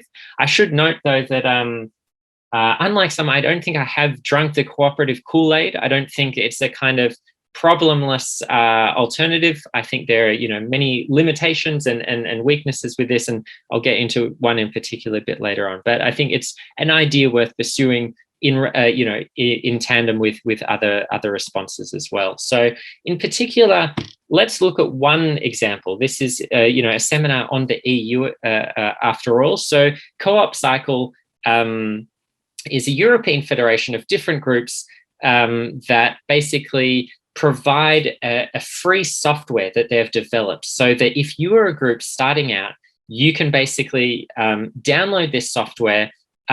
It's essentially licensed only for the use of a cooperative group. So this isn't something that a for-profit business can kind of feel like, oh, thank you for this, I'll take it and run with it. It's licensed in a specific way. And the federation also seeks to provide certain support networks. They have a kind of group discussion. People can ask advice on what kind of bikes to get, how to run the business, what kind of prices they should be charging. And the how-to guide that we produce really helped, codify a lot of conversations that were bouncing around the network, but hadn't kind of been put down into paper. And so what this network is doing, what the federation is doing, is trying to expand the model, trying to help support new groups come up throughout Europe. And just recently, over the past 12 months, 18 months now, 5 or 6 new groups have kind of started up in the UK, and we've kind of been involved in some of those discussions. Now, as customers, I'm sure many of us are familiar with the types of software that these companies produce. It's essentially two things combined. On the customer side, there is the menus that you see, the kind of links to the restaurants, and the restaurants are kind of uploading what offers they have, and we basically select the choices, and there's a payment system. On the other hand, there's also a management system or courier system that allocates tasks to riders who are out in the field based on their location and based on the kind of algorithmic decisions that are made about who's best placed to do what order and how much time they have and whether they could do it. So they're basically a front end and a back end of the system. Now, the Co-op Cycle software, from what I've seen of people show me, it's quite rudimentary, right? It's not quite as glitzy and glamorous as what you might see on one of the corporate platforms, but it gets the job done, right? It doesn't have quite the same money that has gone into it, And there are talks of like trying to improve this, but it's basically, it will get you in the game and get a lot of these cooperatives started. Now, I remember I put this slide here to remind myself of something. Burgers, food, I'm just getting hungry. I forgot what I tried to remind myself of. I think it was just a pause. I think I was meant to pause for breath, so I didn't go too quickly. Okay, so I think here we're transitioning to some of the results of the research. So I've introduced the partners, I've talked a little about what it is and what we were hoping to achieve. What we found was that there are a number of significant barriers to growth for platform cooperatives, particularly in the UK, but I think a lot of these apply in different ways to various European countries as well. Now, the number one hurdle that every cooperative will talk about is the lack of access to capital. It's very hard for them to get investment. Angel investors, they want control over the company, right? They want 10%, they want 20%, they want whatever it is. And in a cooperative, you can't give them that. So there's a whole sector of fast money that is not available to cooperatives. I'll talk in a little bit about some of the things that are available, but it's the first thing anyone will mention. We need money to grow. We need money to buy bikes. We need investment from ethical sources. The second issue is some of the regulatory framework that governs cooperatives. Now, the particularly in the UK, the framework is one that's built for private companies. As a cooperative, you can face up to almost 10,000 extra pounds starting up a cooperative, doing all of the reporting that you need to do, the lack of capital lock into the cooperative that they have. Now, Cooperatives UK is working alongside or trying to lobby the government to make a lot of these changes, but we can see a slight difference in that cooperatives can't register and kind of deal with Companies House. They have another institution, and there's a few extra hoops that they have to jump through. And this is something that was also mentioned by them a lot. Thirdly, a lot of these require infrastructure. They require a little office space. They require some of the groups that we talked with use cargo bikes. So the bike with like the huge box on it that you saw in one of the photos, they cost about £5,000 just to get started. And so it's quite difficult for them without this capital to kind of invest in this. And not everyone wants to use the co-op cycle software because it's not as nice looking as some of the alternatives. It makes it harder for them to compete.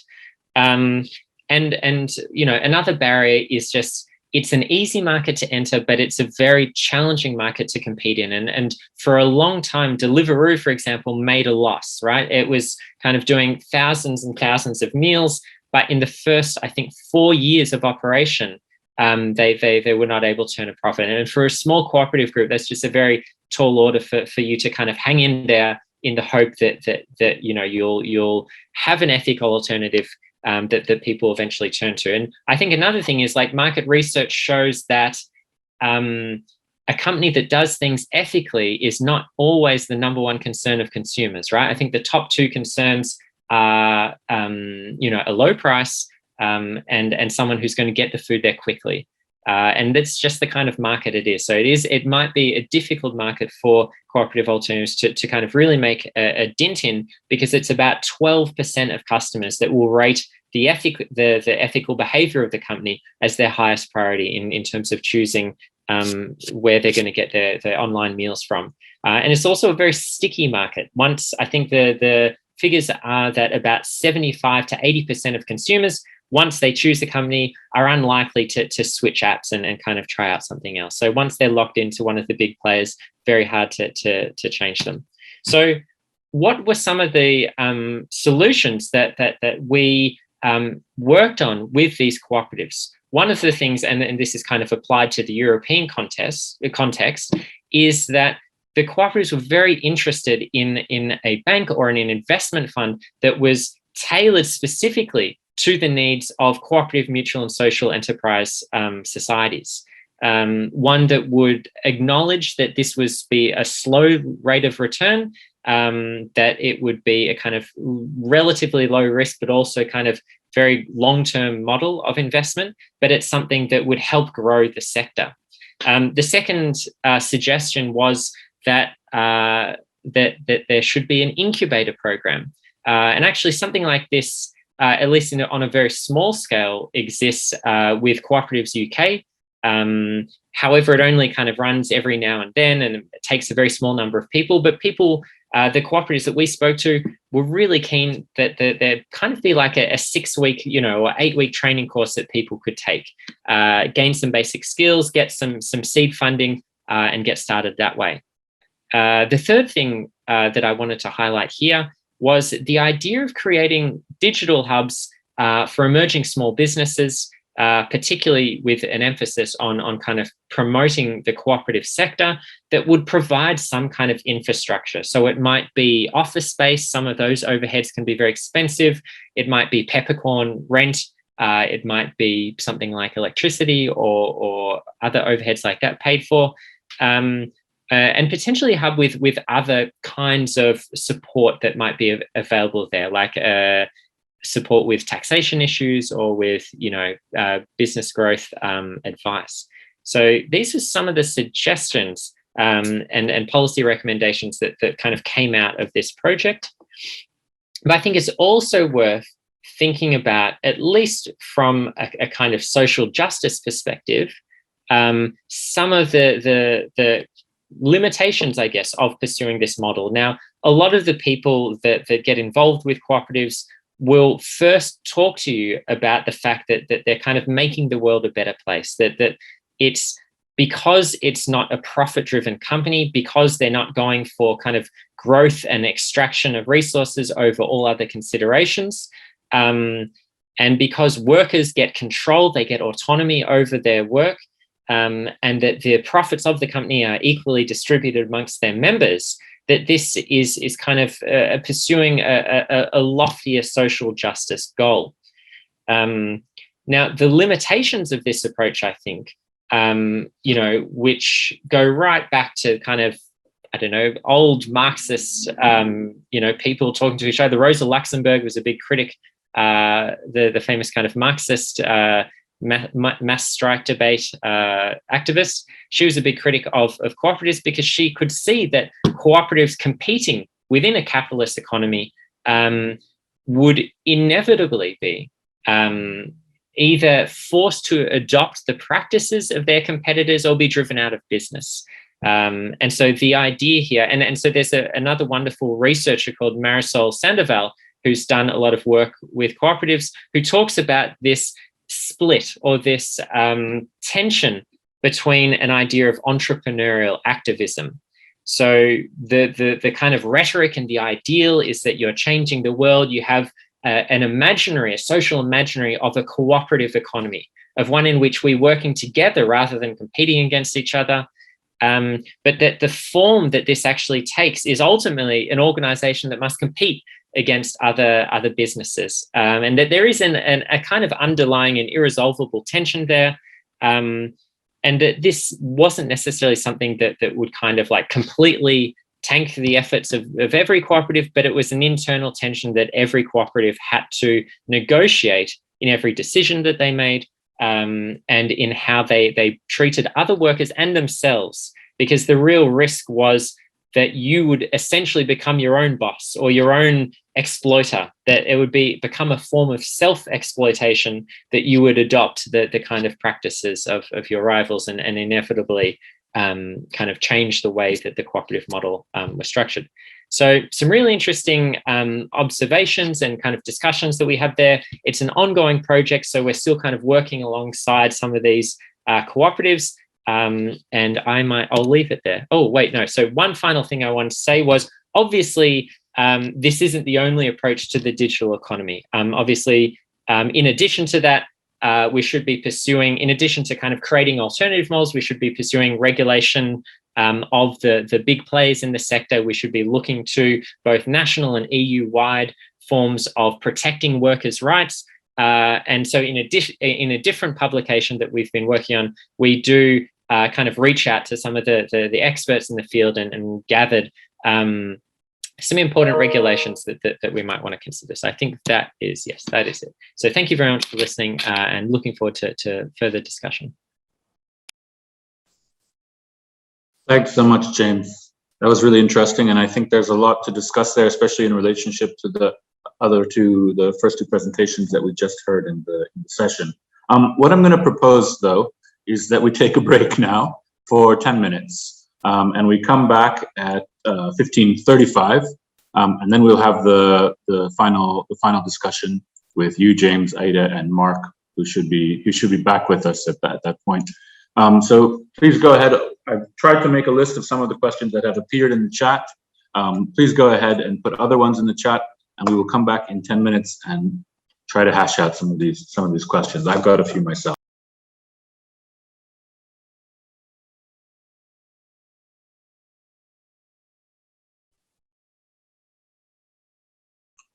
All right.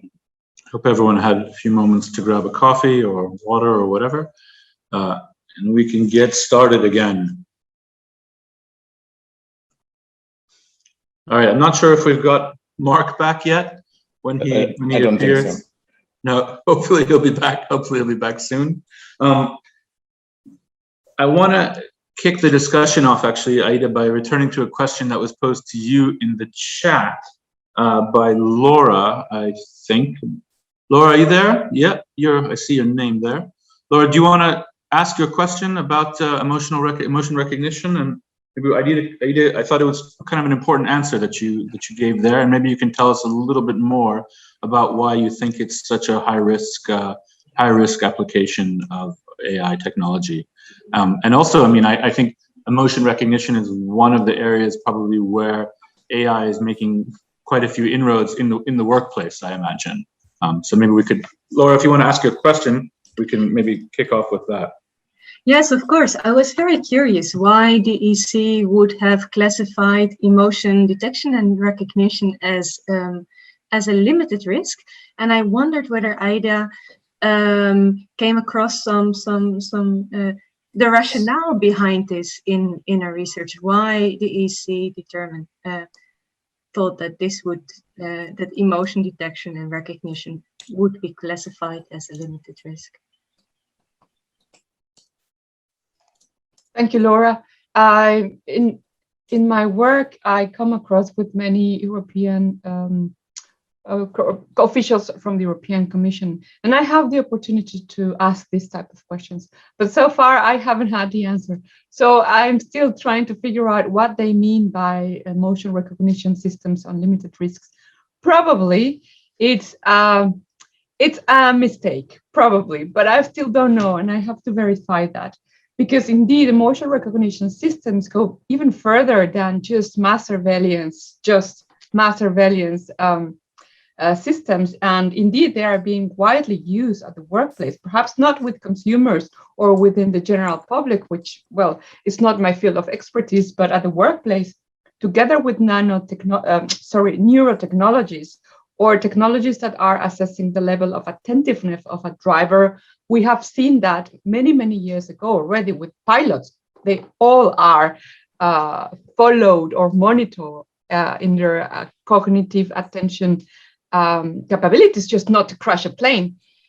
This is not a new technology. However, this is a technology that is being used combined with emotion recognition or behavioral technology that assesses the level of tone within a conversation with a client, particularly in the banking and financial sector, the level of language used to engage a conversation with a client, whether I would use certain words, as I described, a pop window in your screen will tell you, well, this is not really going anywhere with your client, please rephrase or be more attentive.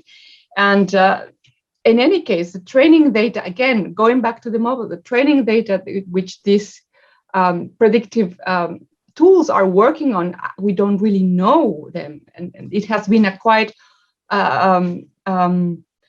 already a difficulty within machine learning or computer science community to know or what about this training data. Now, when these tools are used at the workplace, they train with workers' behavioral data. And when I read the DPIAs that are used to deploy some risk, to deploy tools that assess the risk of workers based on how they behave in a company, and I ask the question, can you please tell me which is the training data that you use from workers to train your tool? By the way, it's a Microsoft tool. They cannot answer that to me yet. So it's a big question, and it's still ongoing. And let's see what the Commission does next with the ongoing negotiations. Thank you, Laura.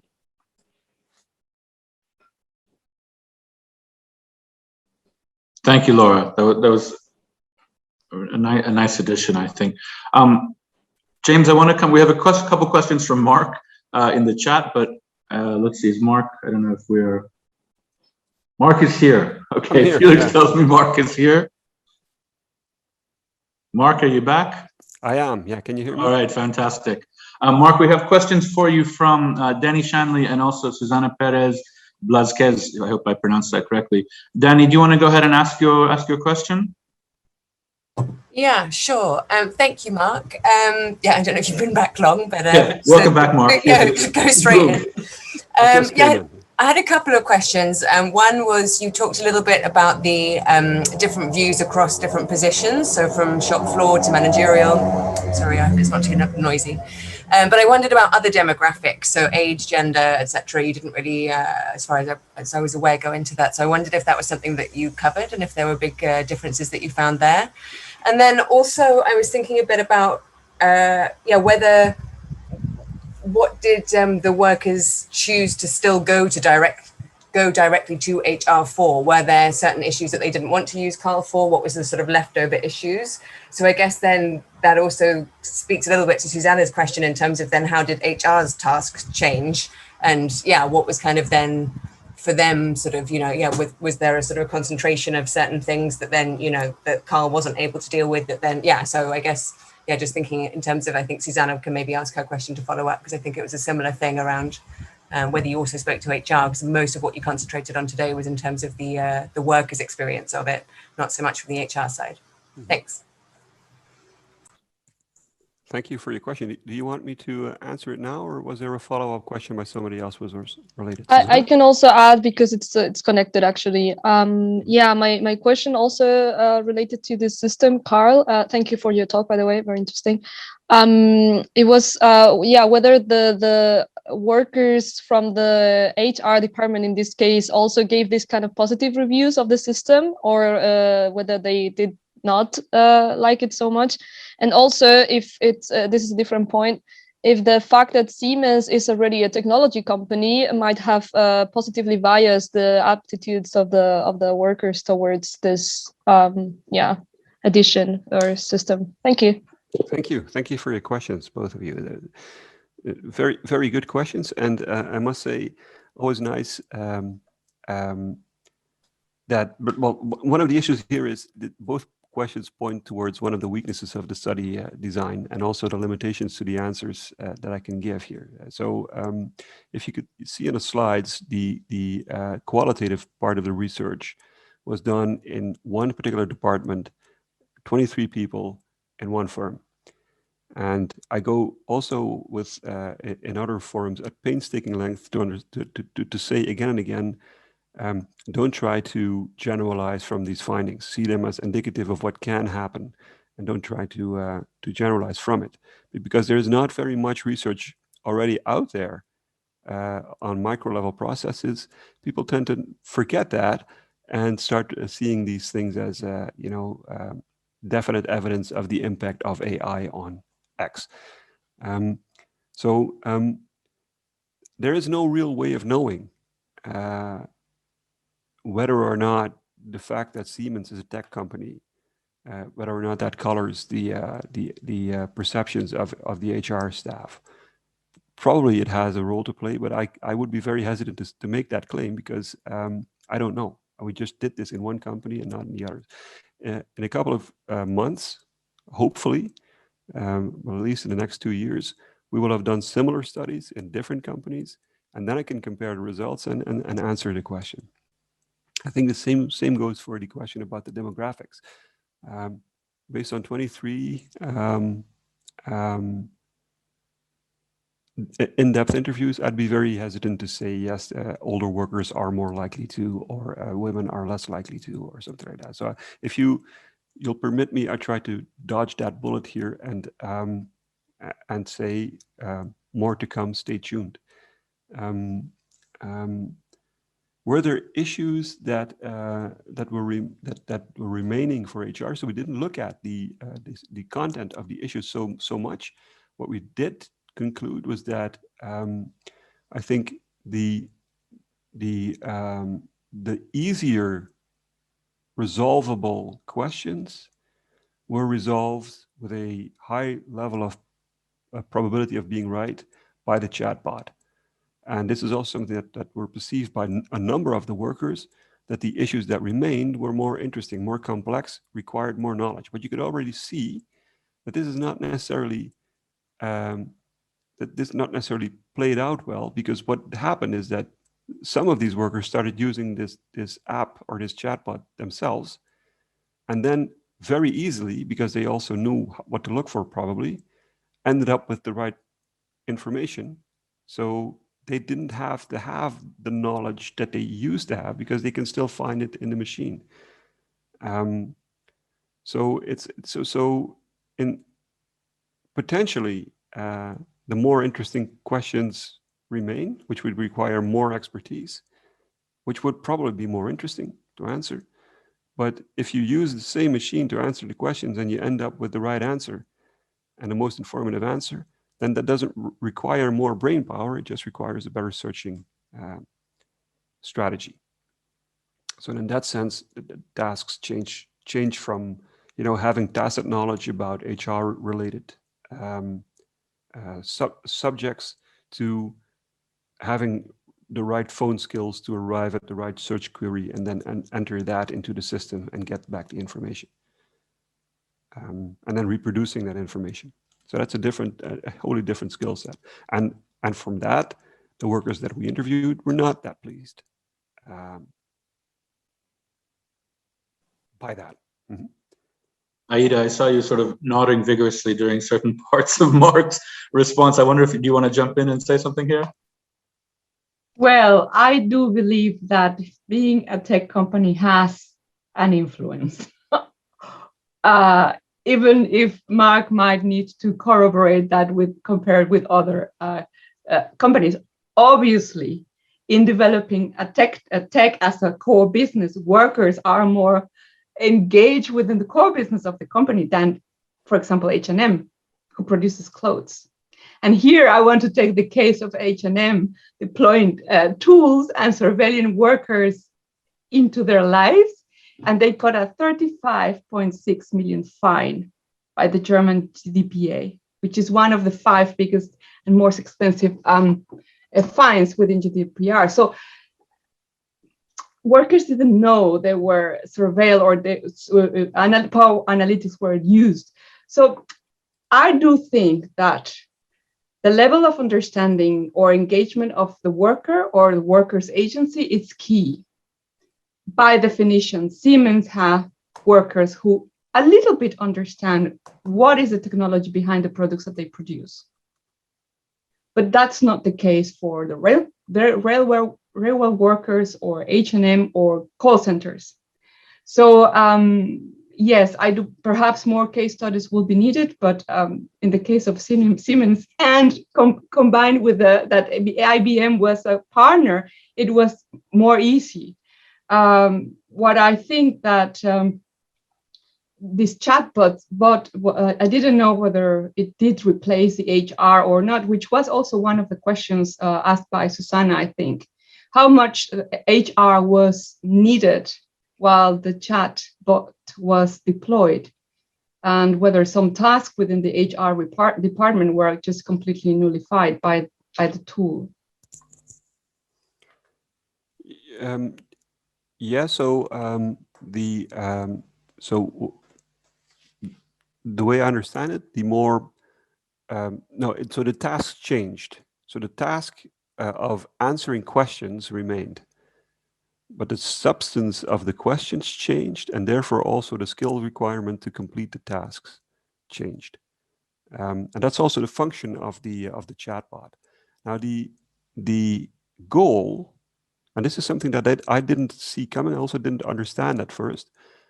I asked one of the developers how many questions can this thing already answer. If you look at the distribution of questions, about 80% of the questions could already be answered 2 years ago. And I asked, so, and when do you think it'll be 100%? And he said, well, in about 2 years. And this was 3 years ago, and I don't think it has happened yet.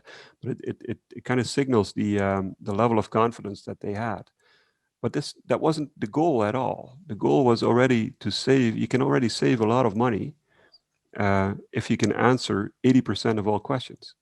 So the questions in the long tail of the distribution, they will just probably be left to call center employers, so to call center employees, but they will just be less of them, and they will probably require different knowledge about HR, because there might be the odd-off question that this chatbot cannot answer, something very, very irregular, where you really need in-depth expertise. Also, the questions related to, let's say, personal circumstances, which is also, I think, part of the work of HR, is not just to answer questions about your vacation days, but also I have a conflict with my boss, etc., where value statements are involved.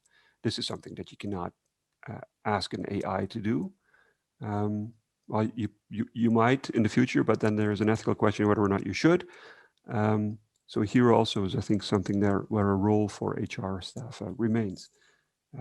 Also, maybe to follow up on what Aida was saying, I also think it's very plausible that the Siemens being a tech company, the employees are more receptive to technology. I'm a bit hesitant to make the claim because I don't have any actual data to support that. But I think it's wholly plausible, and you're probably very right, of course. Thanks, Mark. Great.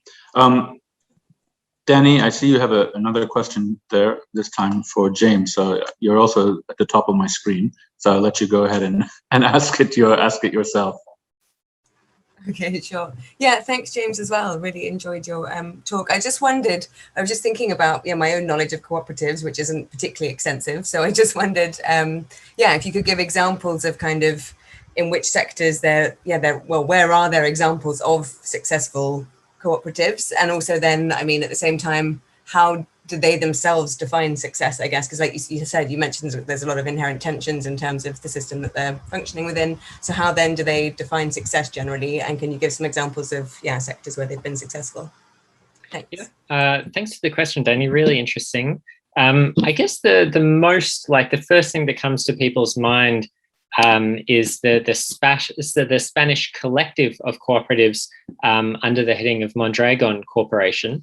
It's generally the kind of flagship model that people point to when trying to defend the possibility of this type of model working.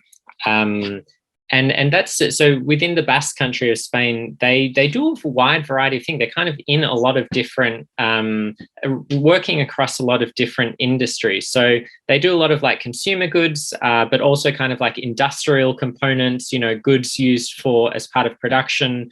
I think they do some services related to like engineering and telecommunications and things like that. So it's a big collection of groups. That kind of, it has a turnover of like, over €1 billion all up. But generally cooperatives, at least in the UK, people know them to be involved in such things as like supermarkets. So there's a big cooperative supermarket here. They do department stores. But there's also a big trend of like both consumer collective or consumer cooperatives, but also within the agricultural sector.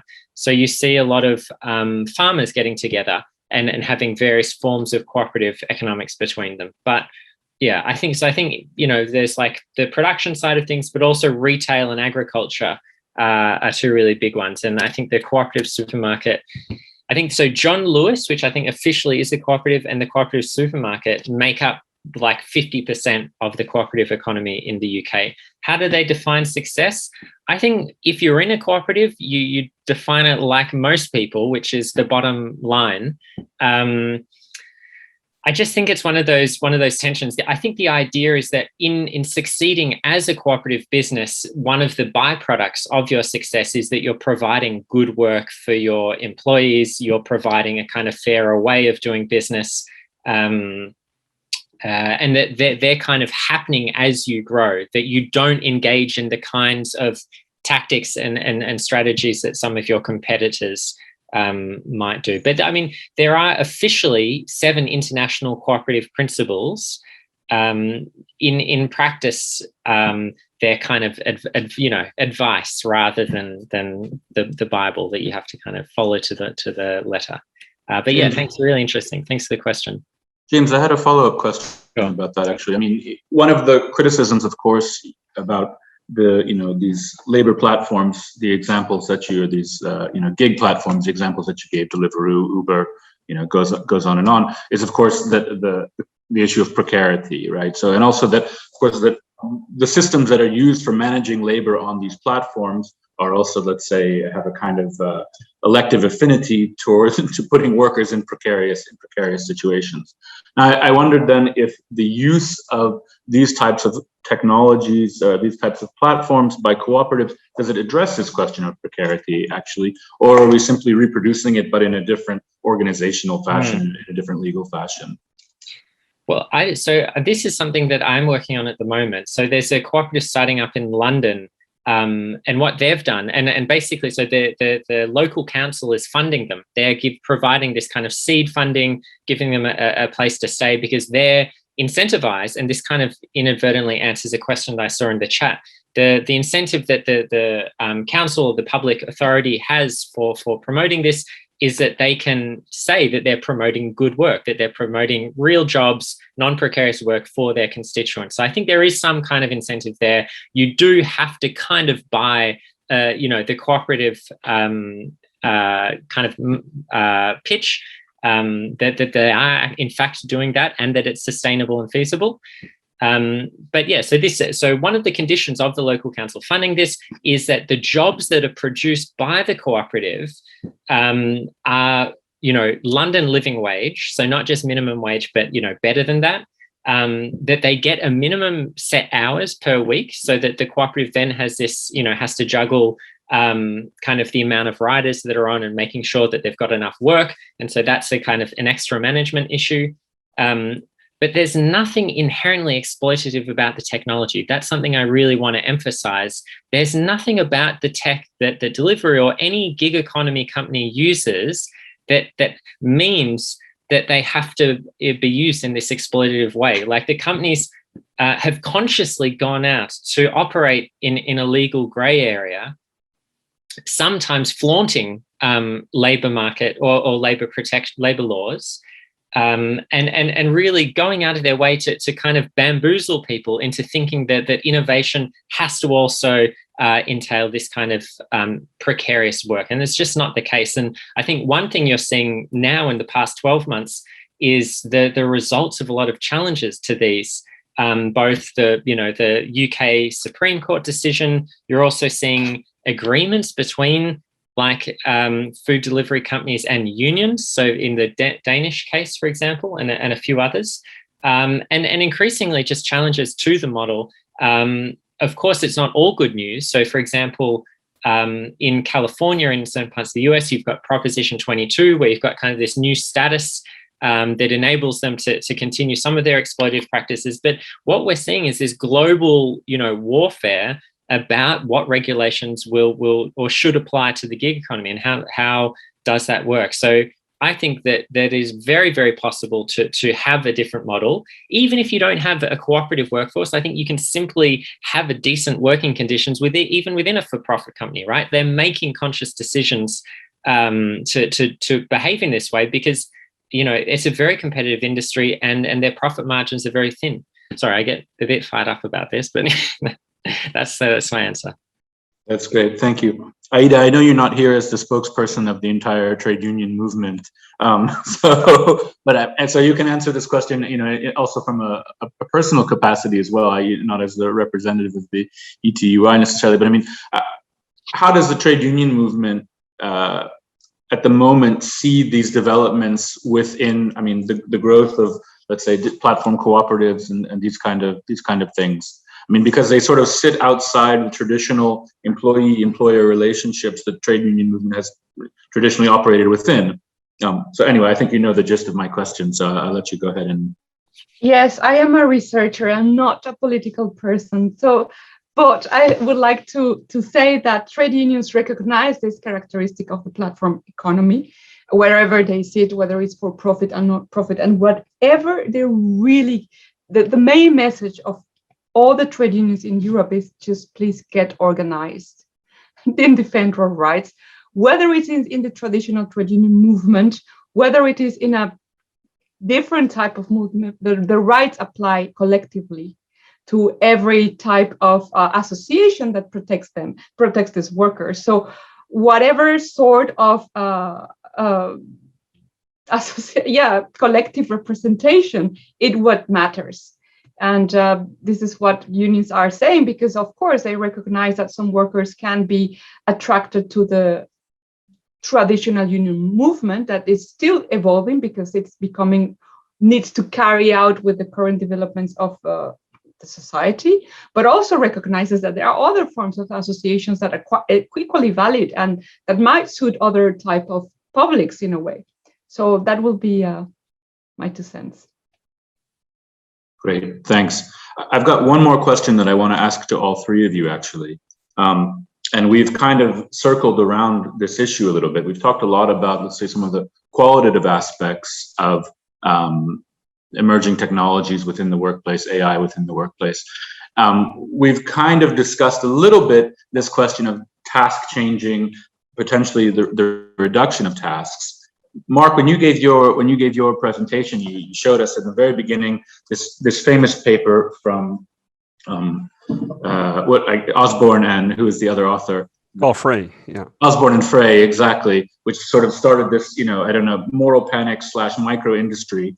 I read recently, I think it was last week, an article in the Social Europe Journal, basically saying this fear of technological unemployment as a result of AI is a kind of red herring in the debate. So this isn't really where we should be focusing our attention in this debate. At the same time, I mean, it seems to be coming up again and again and again. So red herring or not red herring, it's there.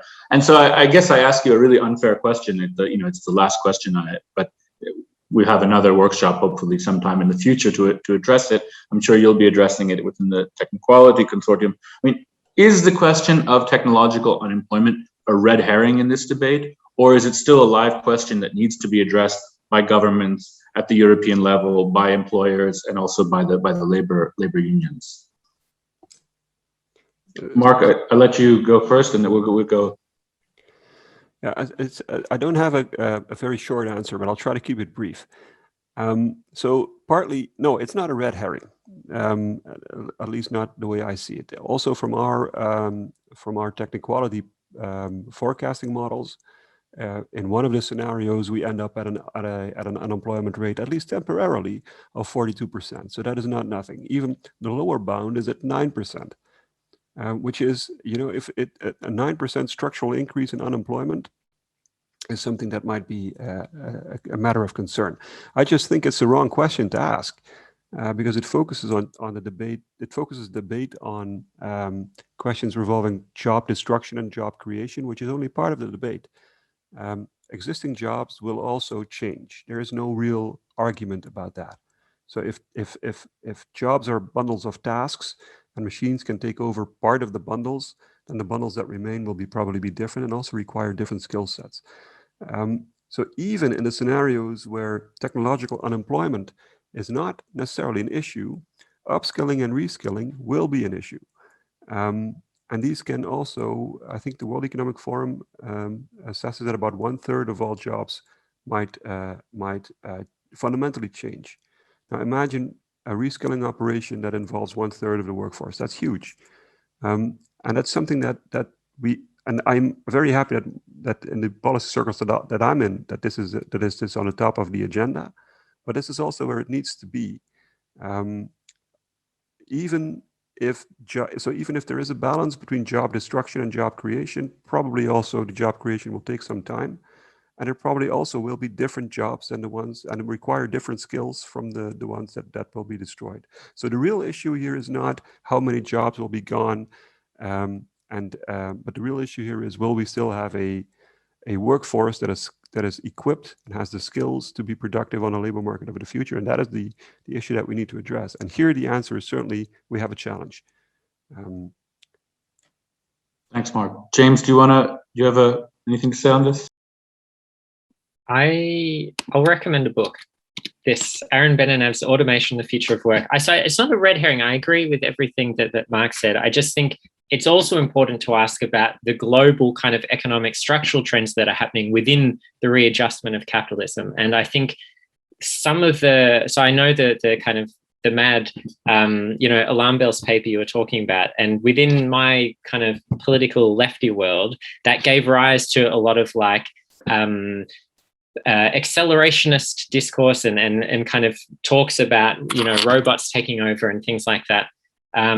But I think it's important also not to look at the kind of tech-driven side of it, but also to look at the global economic downturn of the past 40 years and the kind of stagnation, the lack of any growth in productivity, and to kind of look at these broader economic trends as well. So Benenev does it far better than I ever could. It's a very short and very interesting and well-written book, so definitely worth a read. Thanks, James. Aida, we'll give the last word to you on this. Thank you. I totally agree with Mark and James. I think that's the wrong question. And ultimately, what is going to be the joker in the game is skilling, upskilling, which for some, skilling and reskilling, upskilling, and all types of skills will solve the issue of unemployment or just of automation. And I don't think it's enough. Skills are necessary. They are already an obligation of every employer to provide them. But I don't think that will be the solution to tackle AI or automation, because today there are many people in the EU who do not have the basic digital skills. I wonder how the Commission will tackle that enormous challenge. Thank you. Well, it's really nice to end on a point of agreement. So I think before any more disagreements emerge, it's a great moment to say thank you to the three of you. It was really a fantastic session. Thank you also to the speakers in the first session. It was also, I don't know if you guys were there, but it was super stimulating and super lively. We come out of this, I think, richer in knowledge, but also with a lot more questions. And I hope we can take some of those forward as the Relay project progresses. Thank you also to the audience. We have great questions. I see lots of, I see some new comments. I'm sorry we don't get to all of those. I'm sure I'll say on behalf of the speakers, you could probably contact them. Find ways to contact them individually, and I'm sure they're happy to address some of your questions. Unfortunately, we part without being able to share a drink at a reception afterwards or anything like this. Hopefully soon in the future we'll be able to do that. For those of you in Belgium, I suppose you want to go and prepare to watch the football team ready to play. For those of you not in Belgium, I encourage you also to go watch the Belgian football team. It was really a pleasure. Thank you especially to our speakers and also to the organizing team. Felix, you're there. The UM Brussels organizing team is somewhere on the Zoom screen. Thanks again. Hope to see you again all soon. Take care. Thank you. Thank you. It was great.